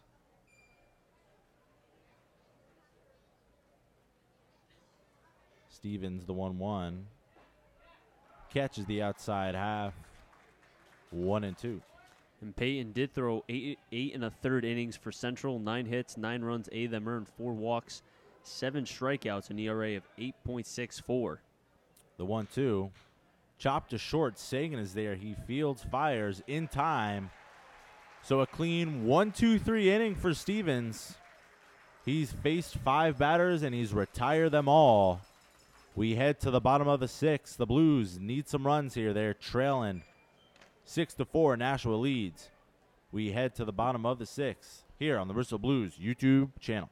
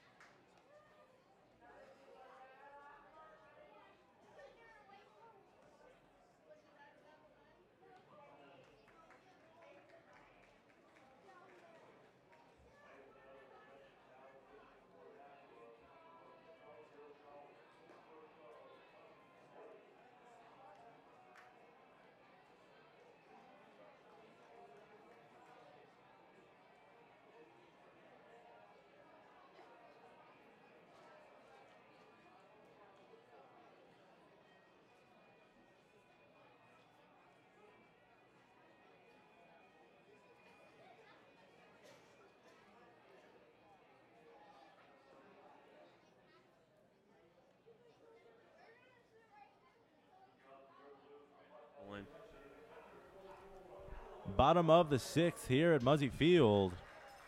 The Blues looking to make a little bit of a comeback here, trailing by 2 to Nashua. A new pitcher in for the Silver Knights. The righty, number 12, Mike White out of Stonehill College. And Manny Ray did go 1 inning for Nashua, faced 4 batters, didn't strike anybody out, but didn't give up any runs or walks. Only 1 hit, and that was off of Teddy Haig.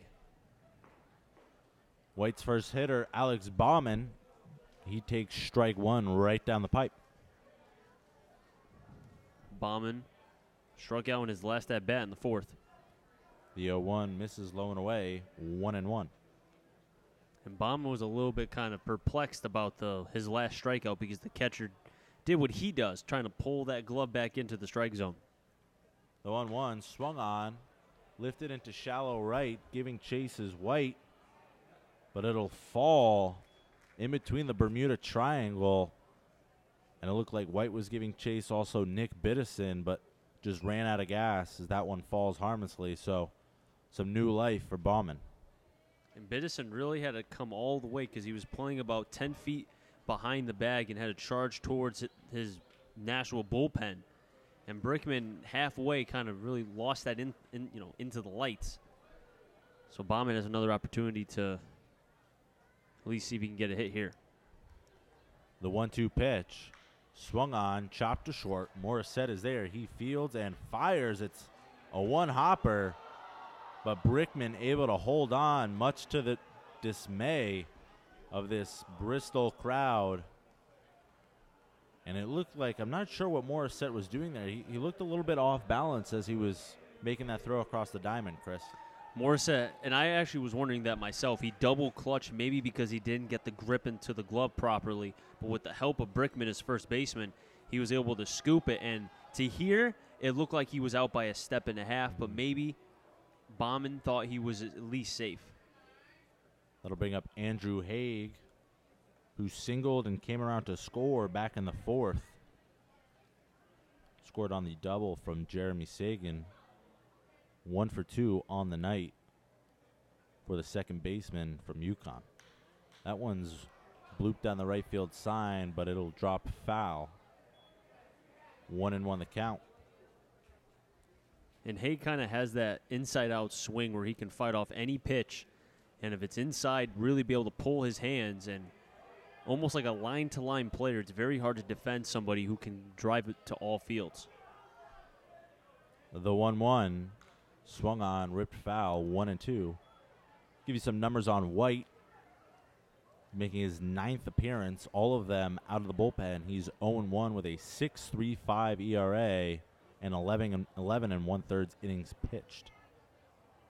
The 1-2 swung on to the left side. Morissette fields. He's going to have to hurry. Not in time as that ball trickles past Brickman, who made a nice pick on the Bauman ground ball, but unable to do the same. And, Chris, it looked like there was some confusion between Guayon and Morissette and who was going to make that play. Guayon was ranging to his left and was starting to go after it, but maybe we can't hear from up here, but Morissette instead was able to one that was to come up with the ball and then made the throw, but you saw right there it gets past Brickman.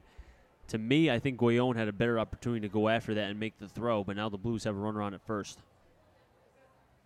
And it was ruled a hit, so Haig, his second base hit of the evening, and that'll bring up Jeremy Sagan, who's coming in at the 9-hole spot, but swinging a hot stick of late. He had an RBI double into right center back in the 5th, hitting .204, but he is on the rise so far.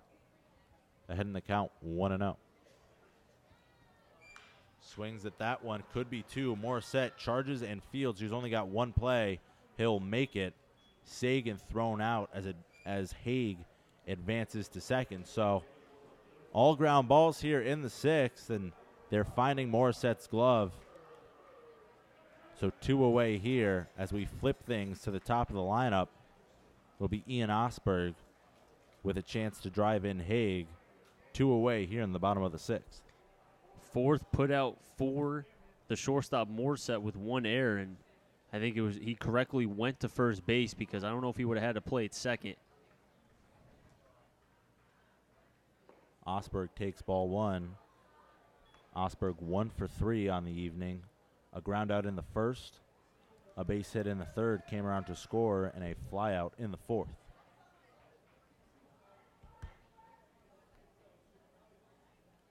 The 1-0 misses outside, 2-0 to the Bristol third baseman. Because when Morissette was kind of charging and after that ball, it would have been difficult to make a throw to Biddison and then try to go for the double play. So rather than making an awkward throw and turning your body, go towards first and get the out. The 2-0 catches the outside corner, 2-1.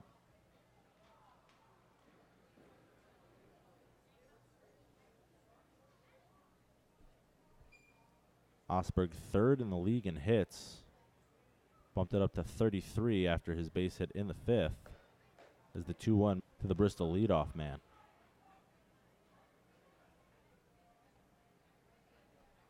And you have to believe most of those hits are just base hits up the middle, not approach at the plate, not afraid. The 3-1 misses low. So Laparco now with the chance. 2 men on and 2 outs.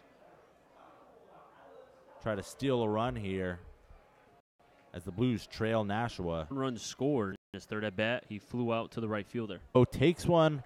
Looks like he got him on the elbow. As he trots down to first. Oh, takes one on the elbow, and that'll loaded. Chris A loaded, 2 out. Teddy Haig, who has 2 hits on the back in the third inning after getting it alone, but will he swing at the first pitch? Nashua. Best would have been kissing the line. The 0-1, off speed, ripped up the middle, through into center field. Andy Haig will score. So will Osberg. Teddy Haig, have a day, my friend. The 2-out bases loaded single ties this one up at 6 apiece, and a great piece of hitting there from the DH, Chris. Like you said, have a day. Just like what we saw in terms of recent players that have come here, like House from the Worcester Bravehearts, and there was no way to get him out. Teddy Haig right here is on fire. First and third now for the Blues. It'll be Rich Brereton, the cleanup hitter. He had a sac fly back in the third, but other than that, a fly out and a fielder's choice. That pitch from White misses upstairs. So after the pitching visit, still some more trouble from the righty out of Stamford, Connecticut. And you wonder how much this affects the psyche of White after giving up the lead and having a tie game here in the bottom of the 6th. The 1-0 misses low, 2-0. So you got to give credit to Bristol right now after getting shut out in what felt like a long game last night. Coming right back, 6 runs on 10 hits. Really taking advantage of what Nashua is giving them. The 2-0 to Brereton catches the inside corner, 2-1. And White, the last time he pitched on July 5th against the Sharks, he did give up 2 runs in 10 batters faced. So he's given up 2 right here, and there's a chance for more for Bristol. 2 balls, 1 strike, 2 outs. Tied at 6th here in the 6th. The pitch swung on, fouled back, and that will even the count. 2 balls and 2 strikes. And Chris, it just looks like Brereton right now, not 100% comfortable. Can't really square any good pitches up as that one was left out over the plate. And Brereton, the first baseman tonight, just missed that one. It's all about the weight transfer. He's committing, getting a little bit too jumpy, trying to swing himself out of a slump. The 2-2 swung on, fouled back. We'll do it again. Brereton putting up a fight.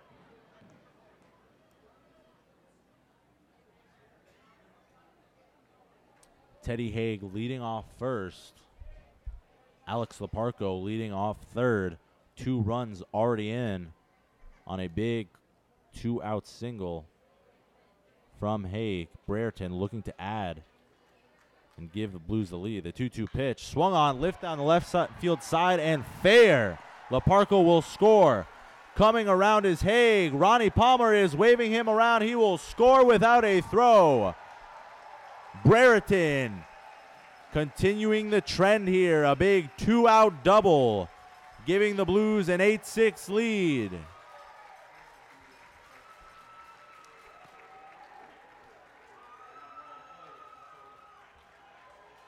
And that's exactly what the doctor ordered. Bristol scoring 4, trading 4s. Nashua scored 4 in the top of the 5th. Bristol now scores said 4 in the bottom of the 6th. And that'll bring up Dylan Reynolds, who came through with a big 2-out double of his own back in the 5th. The first pitch catches the outside corner. 0-1. And these teams, ever since that home run derby, if you think about the blowout that the Blues had last time and then now this, it's been a slugfest. The 0-1 grounded through the hole. Morissette is there, but he can't make a play. So Brereton will advance to third on the infield single off the bat of Dylan Reynolds. And that ball had some eyes, and you saw Guillaume fade away and let Morissette go after that, and correctly the shortstop decided not to throw it, because if that was an errant throw, or even if he attempted that, you would have seen Brereton, I would assume, go from third and try to come around and score. And now the Blues have runners on the corners, and there's going to be another pitching change for Nashua. So Nashua will go to the pen once again as the Blues rallying with 2 outs, 4 runs in for Bristol. They've recaptured the lead, 8-6. Your Blues lead it as the Silver Knights go to the pen. We'll be right back here on the Bristol Blues YouTube channel.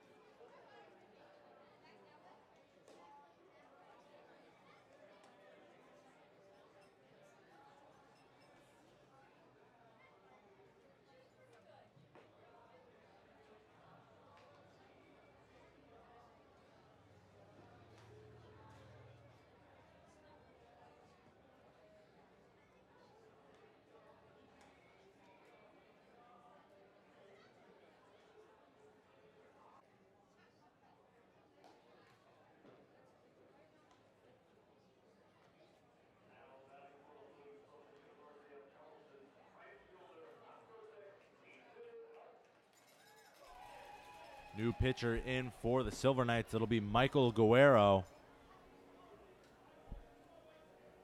out of Marshall University. He'll face Ethan Hunt with 2 outs. First and third here. A big 2-out rally for the Blues. And it started harmlessly. Inning started with a ground ball off the bat of Alex Bauman. A base hit from Haig, but then the second out recorded by Jeremy Sagan, and then a walk, a hit batsman, a base hit, a double, and another base hit, and just like that, 4 runs are in, and the Blues have recaptured the lead here, 8-6. I just saw Jake Regula running out to the bullpen, so we could potentially see him come into this game as well. The pitch misses high, 1-0. Hunt 0 for 3 on the day, a fly ball to right, a ground ball to short, and a line out to short. And those last 2 balls were hit on the screws, but Morissette has had Hunt's number. The 1-0 pitch, off speed, way upstairs, and that's going to force Baudet to go talk to his reliever. And I think Baudet got crossed up right there. And you see that typically in catchers where if they call one pitch and get another, you'll see that awkwardness. And thankfully, That pitch was high, so Baudet was able to make the adjustment and get it. Otherwise, we're talking about another run. Reynolds off first, Brereton off third. Hunt at the plate. The count in his favor, 2 balls, no strikes. He swings and lifts this one into right field, and it's going to drop in for a base hit. Brereton will score.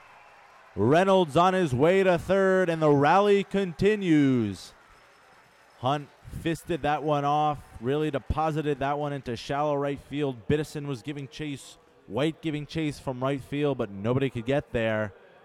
And the lead increases to 3, 9-6. And now the Blues have batted around with Bauman coming to the dish. And Bauman started off the game with a ground ball to the shortstop Morissette. The Blues have 5 runs here in the bottom of the 6th. And I can tell you, AJ, right now, Nashua is going to have something to say to this. It's not over yet. Bauman fouls that one back, 0-1 the count. Bauman grounded out to short to start this inning. But he can atone for his mistake right now as he has 2 runners on. Hunt off first, Reynolds off third. The 0-1 off speed, way inside. As you see Guerrero a little bit frustrated with himself. Looked like he was telling himself to bend as that off speed pitch didn't break the way he wanted it to. And that run that scored does get charged to the reliever who came in, White. The 1-1 chopped up the middle. Morissette is there. He'll flip to Biddison, and that will do it. But the Blues strike gold here in the 6th. 5 runs as they take the lead, 9-6. We head to the 7th, but don't go anywhere, folks. I got a feeling this game is a long way from over. 9-6, the Blues leading here on the Bristol Blues YouTube channel.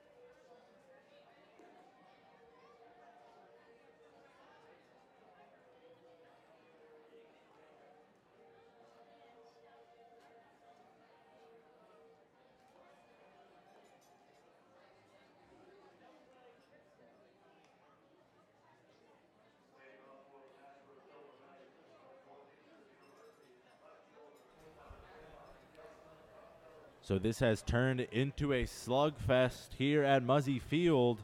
The Blues rattling off 5 runs with 2 outs in the bottom of the 6th to reclaim a 9-6 lead, but they're not out of the woods yet. Peyton Stevens has to deal with the 2-3-4 hitters. It'll be Costello, Morissette, LaBelle for Nashua. And that was straight gas coming from Peyton Stevens, the outer half of the plate with the fastball. The 0-1 catches the inside corner, 0-2. Chris, we've talked about it. Something these Bristol relievers has struggled with is finding the strike zone, but Peyton Stevens in attack mode so far. The 0-2 swung on, popped foul, and that'll get out of play. Out of all the batters that he's faced, what swing has looked comfortable? They've all been, I don't want to say atrocious, but they've been very awkwardly uncomfortable. And you have to give a lot of credit to Stevens, but also to that fastball that these Nashua hitters just cannot catch up to. The 0-2 pitch swung on and missed. Home plate umpire ruled that Costello went. So another strikeout for Stevens, his third of the evening, and it's 6 batters faced, 6 batters retired for the righty out of Central Connecticut, who, mind you, is normally a position player, but coming in today and doing the job for Ronnie Palmer. The first pitch to Morissette is fouled back, 0-1. And you kind of saw Morissette attack that fastball early, but was so jumpy that he just got a piece and fouled it off. And again, Peyton throwing first pitch strikes. He's throwing a first pitch strike to 5 of the 6 batters that he's faced. Morissette headed to BC next year to be a freshman Eagle. He's 2 for 3 on the night, a single and a double. The 0-1 off speed outside, 1-1. And we haven't seen much of a breaking ball for Stevens, but he hasn't needed one. It's been nothing but fastballs. Like you said, 3 strikeouts against 6, or 3 strikeouts versus 6 batters thus far. The 1-1. Another off speed catches the outside corner, and Chris, it's not the most overpowering, but these Nashua hitters have to take note and realize that Stevens has got this in his arsenal. The 1-2 swung on, fouled back. Morissette just poking that one back, able to stay alive. And Payne's delivery is an athletic one. It's compact, not a lot of moving parts, and he's not long in the back, so you can see that he doesn't waste a lot of motion as he delivers the ball towards home plate. And I think we've seen him make a couple outfield assists during the season. That kind of shows the type of plus arm that he has. The 1-2 cut on, chop to first. Brereton will field and take it himself for the second out. Stevens just steamrolling through this Nashua lineup so far. The 7th straight batter he has retired, but now he's going to have to go against the big fella, Jake LaBelle, who's 2 for 3 on the night, a single, a strikeout, and a solo home run back in the first. And Peyton Stevens, I would assume, will probably throw fastball here, but maybe try to jam him on the hands. LaBelle kind of more of a power hitter, and these are the classic matchups that you want to see, a power hitter versus a power pitcher. Stevens goes off speed there, misses inside. You have to think Bauman here is going to have to really coach Stevens through this at bat. Stevens relying primarily on his fastball, but if he leaves one out there, LaBelle could hit it a far way. The 1-0, check swing. Field umpire said that he held. So the count will bump up to 2-0 to the Nashua cleanup hitter. And see, right there you saw LaBelle check, but he was expecting fastball. I would give him another breaking ball here. The 2-0 fastball right down the pipe, 2-1. And I think the umpire kind of gave him a, I owe you one, because I think LaBelle went on that swing, didn't get the call, decides that it was a fastball low, just close enough. 2-1 count. Another off speed, misses inside. So 3-1 to the big righty out of NYI. 2 outs. The pitch misses outside, and Peyton Stevens surrenders his first base runner of the evening, but you have to think Stevens can't advance beyond second. That'll bring up Alex Brickman. He's 1 for 3 on the night. A big double back in the 5th. That was a part of the 4-run rally for Nashua. The 1-0 fouled back, 1-1. And Brickman has struck out in the 4th, reached base in the 5th, and grounded out back in the 1st. Brickman just finished up his sophomore season at Dayton. The 1-1. Fastball upstairs, 2-1. And some action in the bullpen, the Bristol bullpen, that is. So we'll see if Stevens is able to get out of this inning unscathed. What will Ronnie Palmer do here heading down the home stretch? The 2-1 pitch misses high. Stevens now in danger of walking his 2nd straight batter.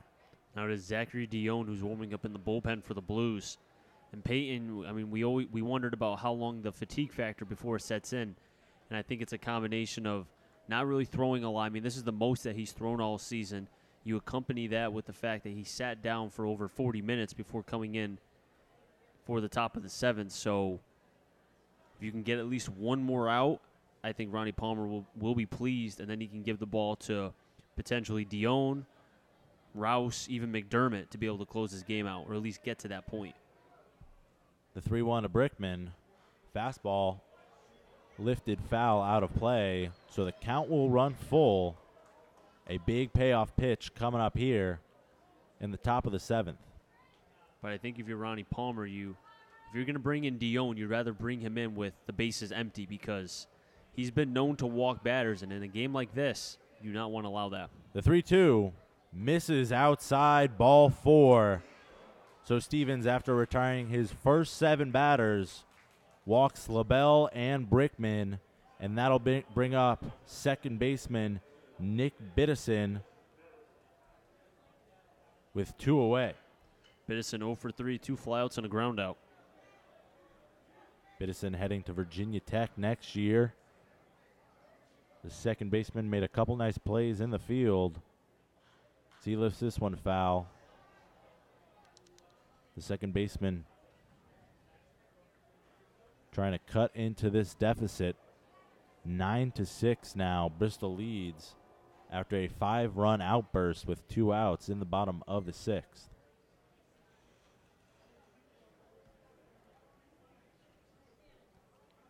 The 0-1 from Stevens. Off speed, lifted foul so quickly. Biddison in a hole.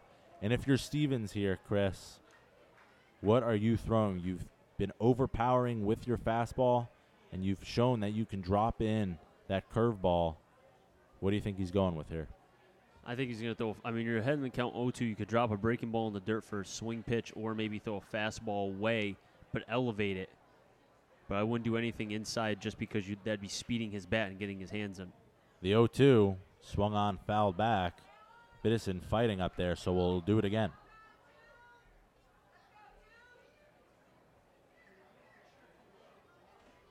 On deck is Luke Tyree with Guayon in the hole.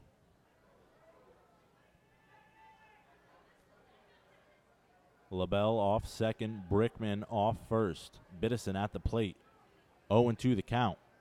The pitch gets by Bauman, so both runners will advance. As Stevens just yanked that fastball. Really no chance for Bauman to get in front of that one as both runners move up 90. I like to call it the shot put because it landed right in front of the catcher, and the runners advance. But thankfully, 2 outs. A ball in the air will get the out and will end the inning here. Can Stevens make that pitch right? That way, Palmer doesn't have to go to the bullpen. The 1-2. Another one gets away from Bauman. Trickles down the third base side, but LaBelle will stay put. So Stevens a little wild here as he's really testing his limits. Going up against his 11th batter of the evening in his 3rd inning of work. Excuse me, 2nd full inning. He came on with 1 out back in the 4th.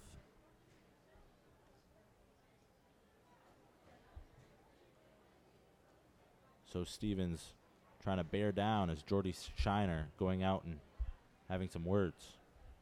Well, he's thrown 25 pitches for strikes, 17 for balls. As we mentioned before, the most batters and pitches that he's faced and thrown all season. So You're kind of stretching the band as much as you can, but how much more can you do that before it snaps? This Muzzy crowd willing Stevens to this final out of the inning. Second and third, 2 outs. The Blues leading by 3. The 2-2 pitch. Swung on and fouled back. Biddison just able to get a piece and stay alive. It was a high fastball, Chris.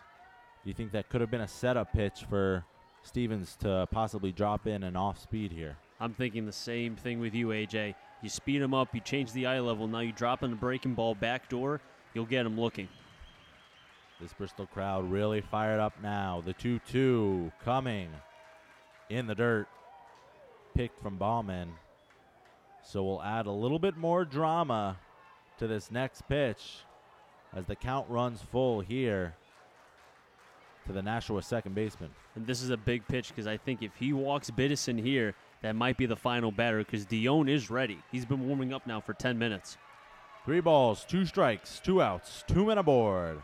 The payoff pitch, swung on and fouled. Will do it again. Quite the battle here from Biddison, the Silver Knights second baseman headed to Virginia Tech next year. Do you remember the battle that Brandon Belt had where he fouled off 21 pitches and then flew out to right? It kind of reminds me of that. The classic battle, back and forth. You got to love this. We'll do it again. Full count. The payoff pitch. Swung on and missed. Biddison down swinging. Stevens works himself into and out of a jam. And this Bristol crowd is fired up. We head to the bottom of the 7th. 9-6, the Blues leading as Stevens able to strand runners on second and third. We'll head to the bottom half. We'll stretch here at Muzzy Field. Chris Saunders, AJ Fabry here on the Bristol Blues YouTube channel.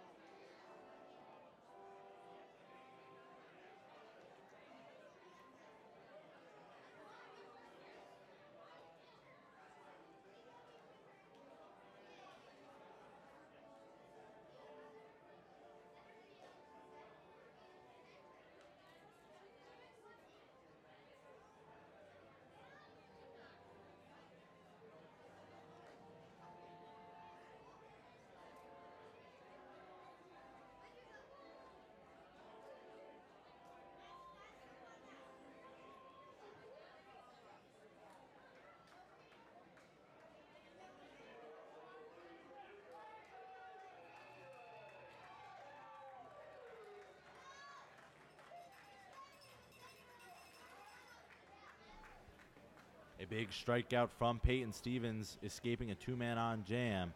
We're back here in the bottom 7th as Andrew Haig lifts one out to the right center gap. Giving chase is Tyree, and he makes the play. What a play from the Nashua center fielder, ranging over to his left and robbing Andrew Haig of an extra base hit. You can see both the emotions on both the Bristol Blues and Nashua. There's still a lot to play for. This is a gut check, and whoever loses this game, they're proving right now that they want to be able to improve on what's been a subpar season for both sides. Jeremy Sagan watches an off-speed strike. We'll give you some numbers on Guerrero. Coming into this one, he did not have an ERA posted, so had not surrendered a run as Sagan swings through that one. In 7 appearances, 7.1 innings pitched, 10 strikeouts, 4 hits, and just 1 walk. He deals to Sagan, strike 3. Sagan just looked overpowered there. A couple off-speed pitches from Guerrero, and you can see with a fresh inning for the righty, confident in all his stuff and attacking hitters. What started off was that fastball in. Once he did that, Sagan has a hard time being able to get to that outside pitch. And you saw right there a slider inside, fooled him completely. That'll bring up leadoff man Ian Osberg, getting the start at third tonight. Osberg with a base hit back in the third, came around to score, and a walk in the sixth, part of that 5-run rally. The 1-0 off speed. Some sharp break on that one. Catches the outside corner. 1-1.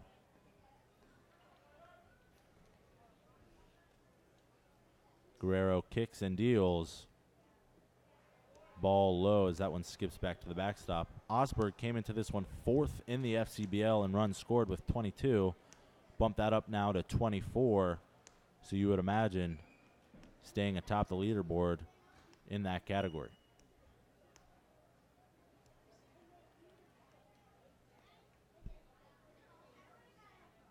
The 2-1 way upstairs, 3-1.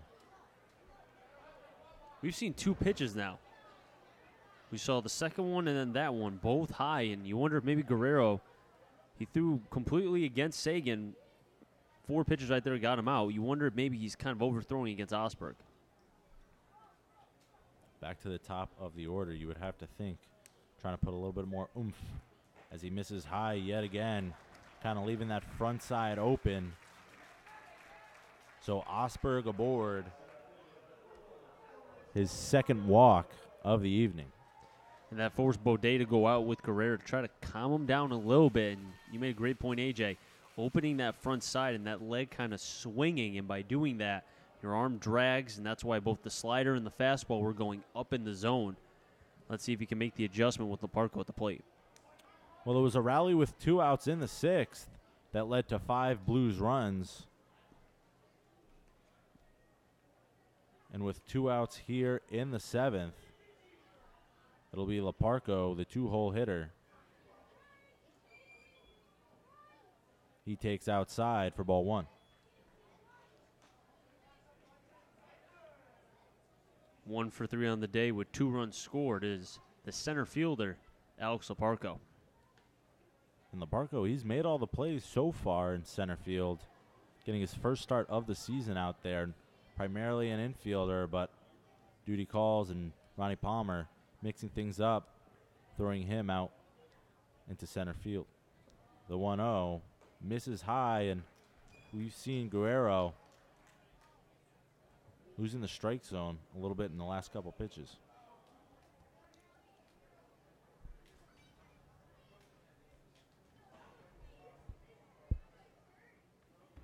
Two 2-0 to Leparco.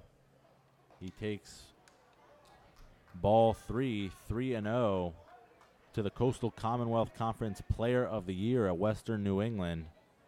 Hit .382 with 37 RBIs and 55 runs scored. The native of Greenwich, Connecticut. The 3-0 misses way high, so back-to-back walks from Guerrero, and that'll bring up, once again, as we said, Chris, the hottest man in this lineup, Teddy Haig.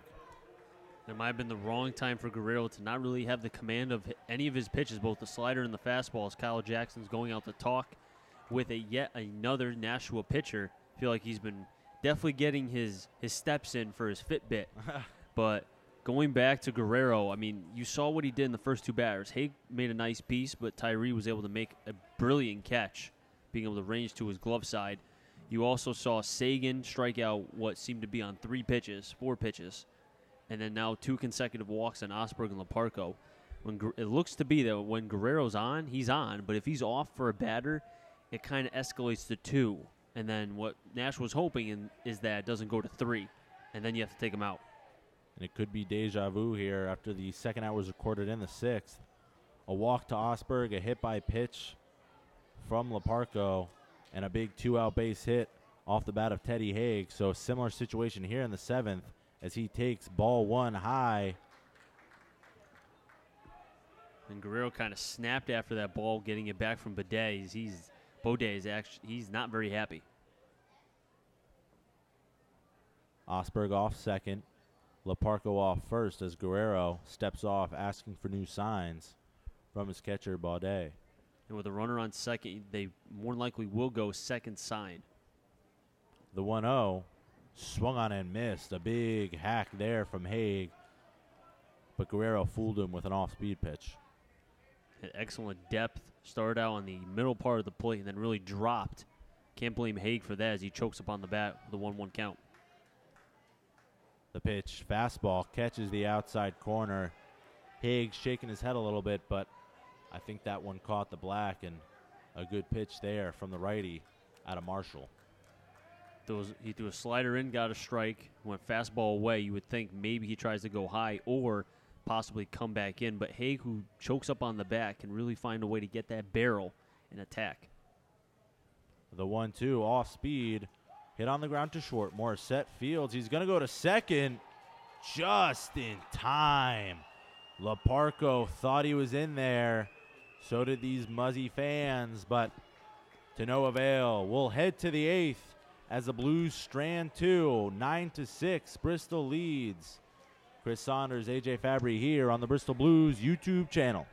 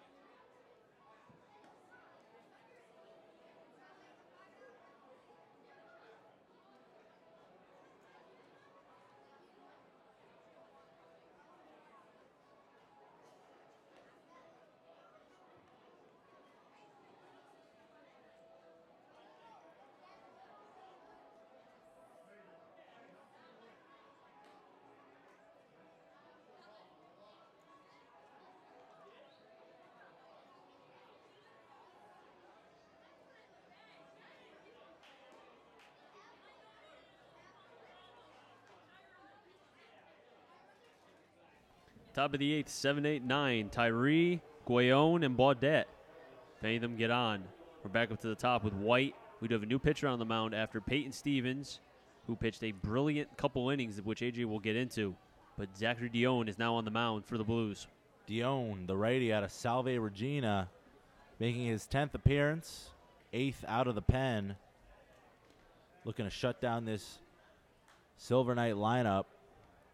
He's 0-1 with a 5.72 ERA, 22 innings pitched, 16 hits, 20 strikeouts, but the big number, 22 walks, and we've seen that come back to bite him a number of times, but if he can attack first pitch strike, he should be in the clear. Do a first pitch strike inside to Tyree, and arm side fastball away, and that's when you know if Dion is on. If he's, and I know it might sound easier said than done, but if you're not missing to the glove, or rather the arm side of Dion, that's the right side, if he's hitting his spots there, then you know he's good. But if he's missing like that, then it's a little bit harder for him to be able to adjust, and it's because he has such a long arm swing with the back. He shows that premier velocity with a good breaking ball, but it's just all about consistency. 2-1 on Tyree. Chopper gets over the head of Dion, bounces over towards Sagan, throw to first, got him. What a play from Sagan. I didn't know if he was going to get him.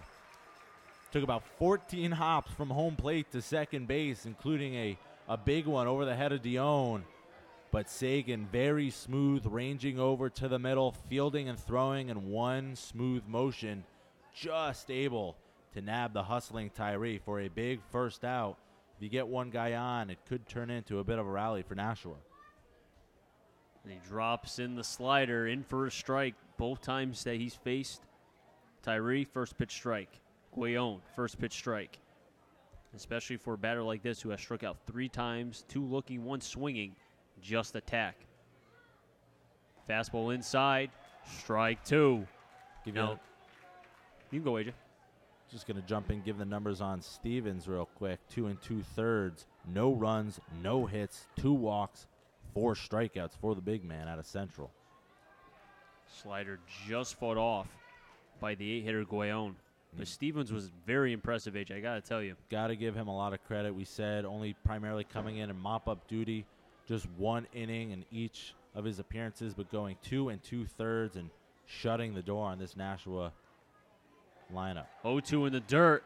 Bauman has to complete the process. Throw was a bit outside, but Brereton was able to keep his foot on the bag. 2 batters, 2 outs.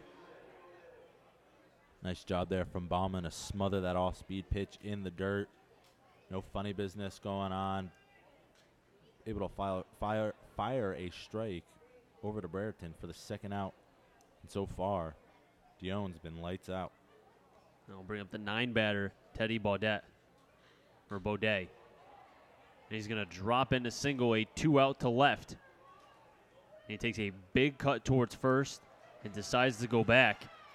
And now the ever-dangerous Austin White, who had a 2-run blast back in the 5th, will be coming up against Zachary Dion. And this is a guy who, if Nashua can just get a couple runs here, you would think that the meat part of the order after him with Costello and then Morset and others, they still have a chance. They do.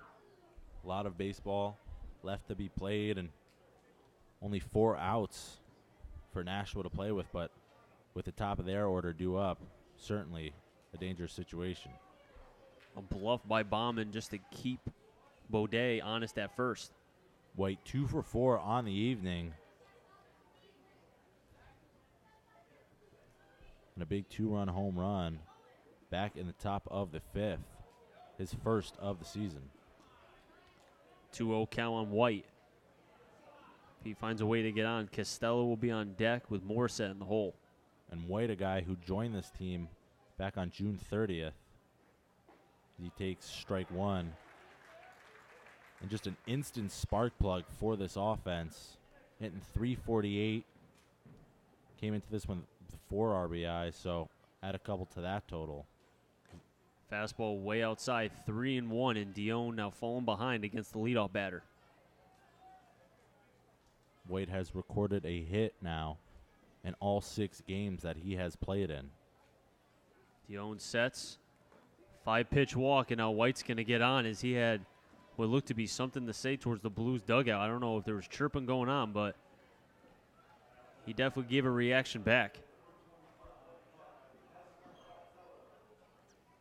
Now bring up Jeff Costello, who's 1 for 4, struck out twice, flew out in the 3rd and reached base and came around to score in the 5th. And right on cue with runners on, look who's warming up.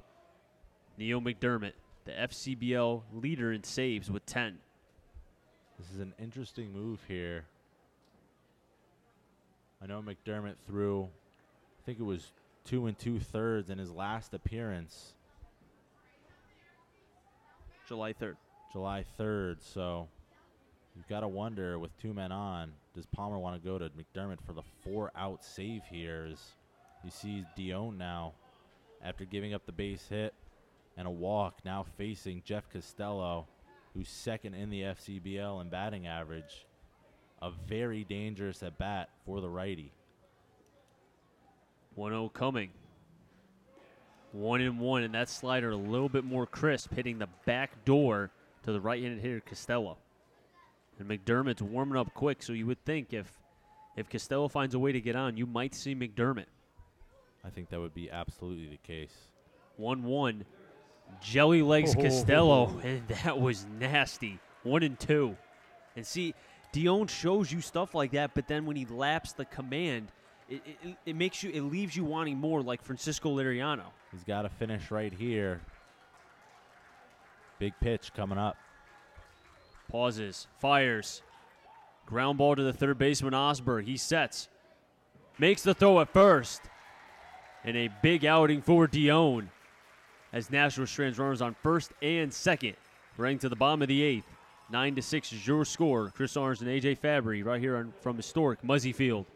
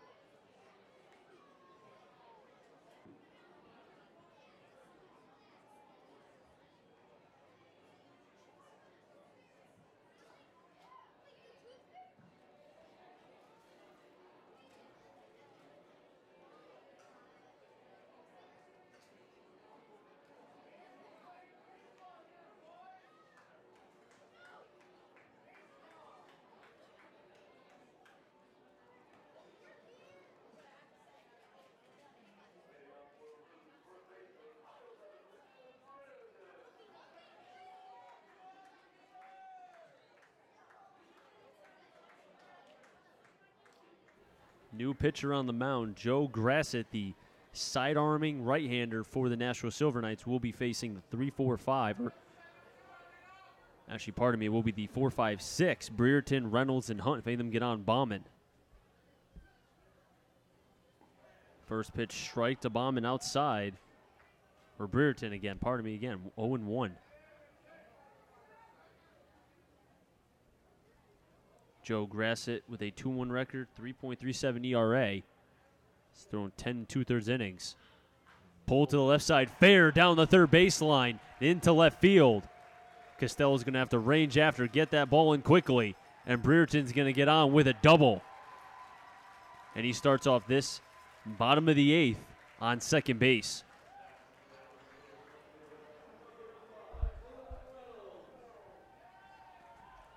Brereton snuck that one right down the line, and you can see the submarine motion from Grassett kind of left that pitch way out up in the zone. Brereton putting a good swing on that one, and he's having a night. 2 doubles in as many at-bats after a sac fly earlier in this game. And Reynolds, who's only struck out once on the season, will be facing the side armor. Fastball out, 1-0. And when you're facing a guy like that, it's typically told by many coaches around that instead of following where the arm is, you kind of picture a box, a little box between the arm and the front knee, and that's where you pick up the ball. 1-0 to Reynolds.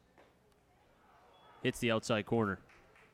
How would you go about facing a side armor, AJ? Pray. Okay. All right. That's a good one. I really wasn't expecting that. You caught me off guard. Well, for right-handers, it's a lot more difficult. But lefty, I mean, sometimes it works to a disadvantage.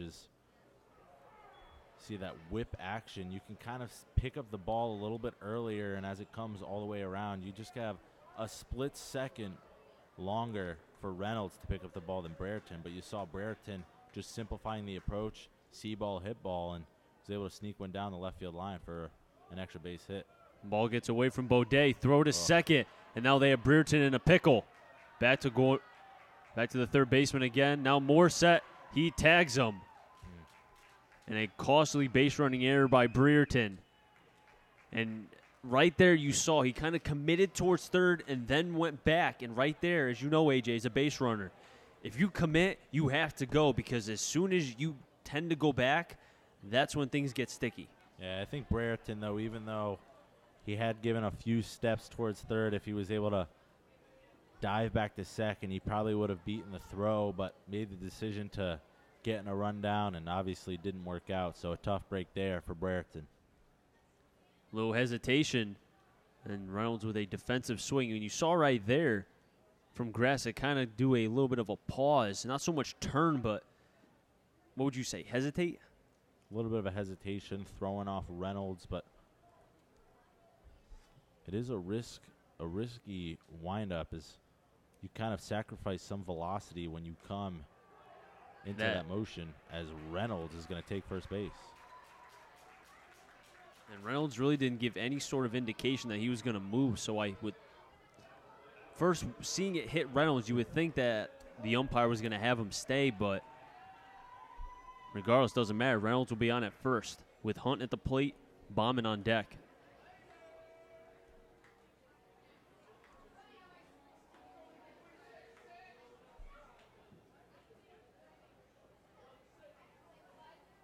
First pitch to Hunt. Cut out and missed. 0-1. You said, AJ, that it's difficult for right-handed hitters to pick up the ball from a right-handed pitcher that's throwing from sidearm rather than lefties. And you're seeing right here, Grassett faces second right-handed batter. The first one was Brereton, and he roped it down the third baseline and got a double. And then he hit Reynolds. Brereton was picked off on a base-running blunder. Heading the count 0-1 to Hunt. He drives that ball into right center, and that's going to drop in for a base hit. Reynolds is going to round second. He's going to get to third. Ethan Hunt continues his streaking hitting tonight here at Muzzy Field. Well, Hunt, he was born in Ontario. He lived most of his life in West Virginia, and he plays college ball down in South Carolina. So I'm sure somewhere along the way he's seen a submariner like Grassett, because he knew exactly what to do with that pitch. Went the other way, depositing that one into right center field, and Reynolds able to motor on his way to third. But a little bit of a what could have been there, as Brereton, who got picked off, surely would have scored on that base hit into right field. You see now two right-handed hitters go up against Grassett, 2 for 2.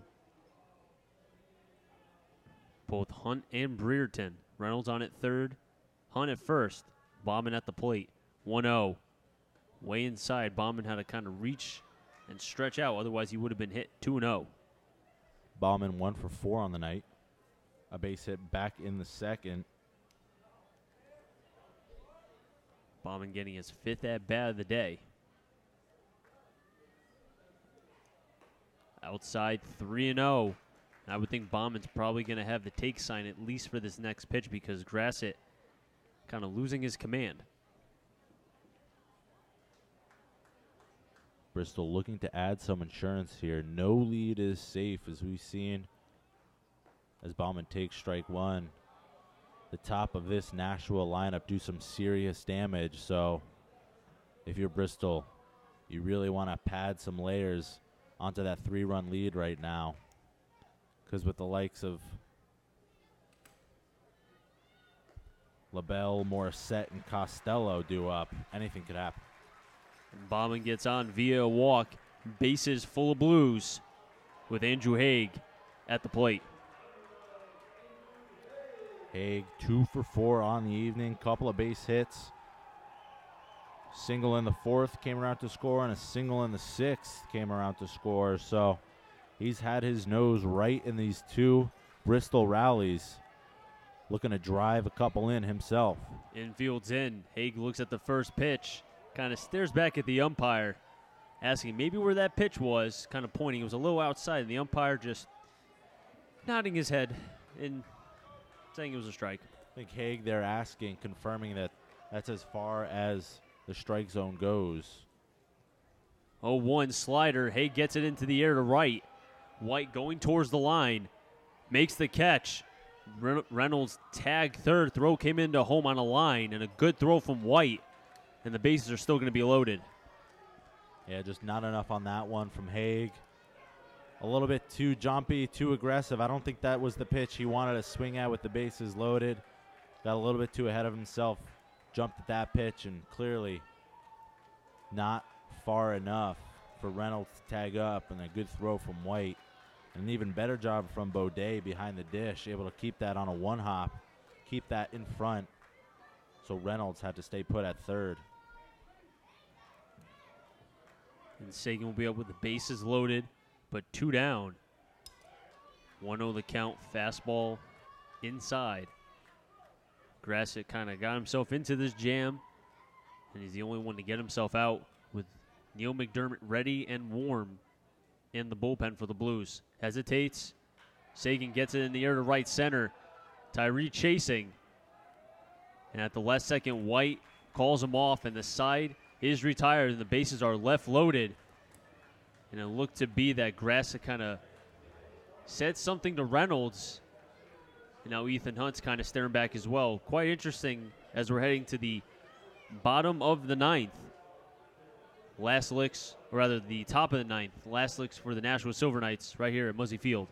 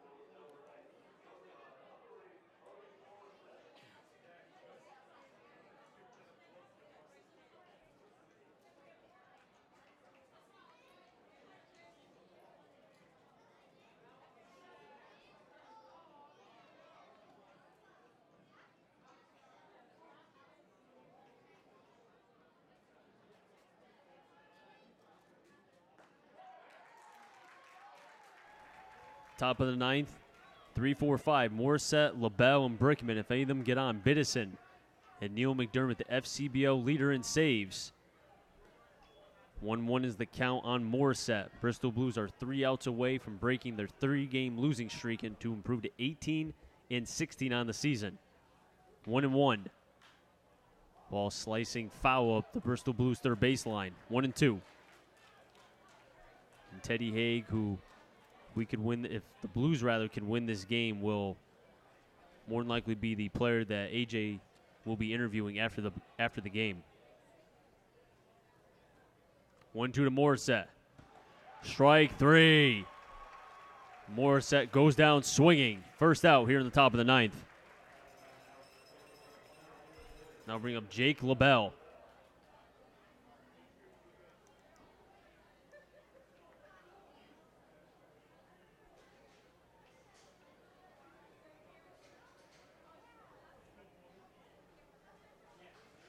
Jake LaBelle hit a home run in the third, came around to score in the first, was left stranded both in the fifth and the fifth and the seventh at third base. But looks at a strike, 0-1.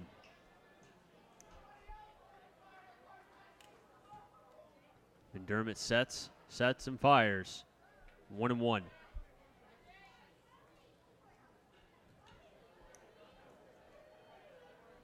Two outs away are the Bristol Blues from being able to get a win and snap the losing streak that has felt like it's been for the last couple weeks. And that powering fastball dropping low. And LaBelle kind of asking where that pitch was. But nonetheless, it was a strike, 1-2.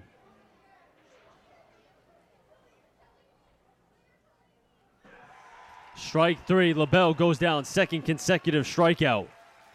And 1 out away are the Bristol Blues.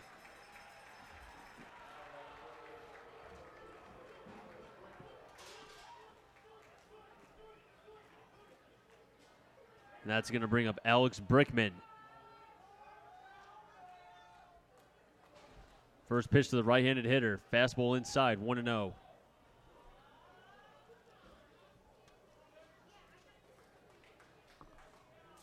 One-0 from McDermott. Cut out and missed, 1-1. And after every strike, rather out and then strike, this crowd gets louder and louder here at Muzzy Field. They can feel a victory upon them. 2-1, McDermott didn't snap the breaking ball.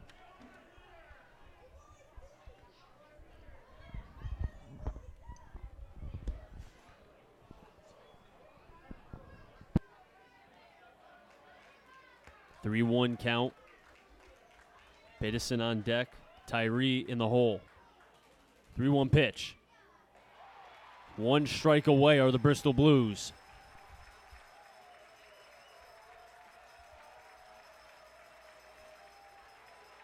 And everybody here standing at Muzzy Field trying to get the last out. Ground ball to the third base side. Osberg sets, fires, ball game over.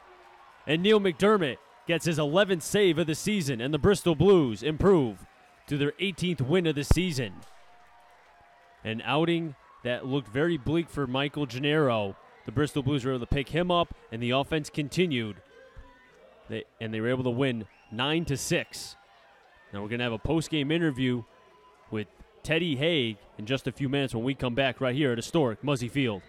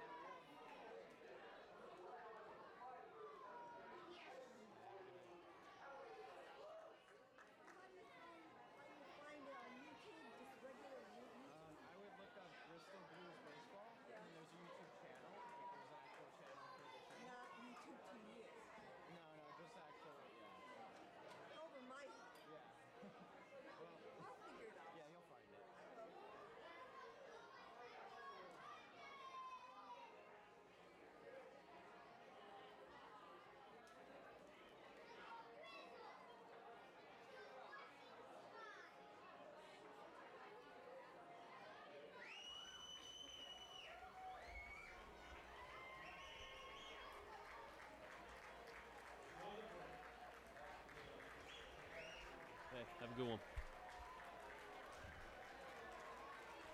All right.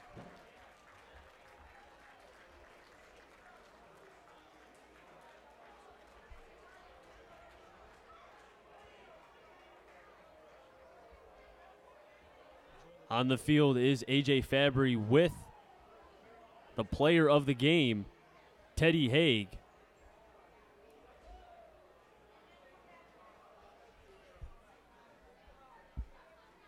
And it seems to be he's having a little bit of a discussion right now, going back and forth, maybe kind of sharing a little bit of stories during their high school days and maybe even talking about what Haig was going through during his at-bats. But I got to tell you, Teddy Haig had an impressive back and forth. Let's send down to the field. All righty, Chris, thank you. We're here with the player of the game, Teddy Haig. Teddy, 3 for 4, 3 RBIs, and 2 runs scored. What were you seeing tonight? I think I was just seeing the ball pretty well. Just looking for good pitches to hit out over the plate, and just as important, spitting on bad pitches to hit. The Nashua pitchers I thought were decent tonight. I think as a team, though, we got to them pretty well, and it was really good to see after, a couple tough days, losing 2 or 3 in a row. Really good to bounce back here, get 9 runs, 15 hits, so really good. And you personally have been dealing with a bit of a shoulder injury that's kind of kept you out of the lineup a couple of nights. So how did it feel tonight to really come out here, go 3 for 4 in a big comeback victory? How did it feel after being sidelined for some of the summer? Yeah, it felt great. It feels great to be able to contribute in any way I can. Right now I can't play the outfield totally yet, so I've been DHing when I can, getting ABs when I can, and I know Coach Palmer's been doing his best to get me ABs when he can, even though we got a lot of guys, and I'm appreciative of that. But it was really good to know that I could still contribute in a lot of ways other than, just on the other side of the diamond. So it was nice to get some knocks in the batter's box today.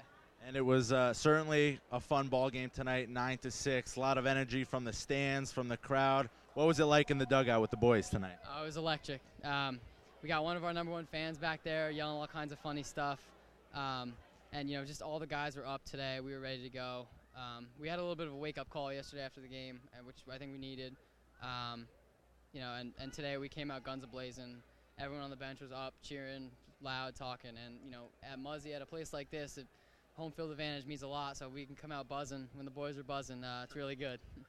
Teddy Haig, 3 for 4, 3 RBIs, and a couple runs scored. Player of the game. Thanks so much, Teddy. Thank you very much. All right, good job, man. Thank you. We'll see ya. And you think about it right now, I think Teddy Haig said it perfectly.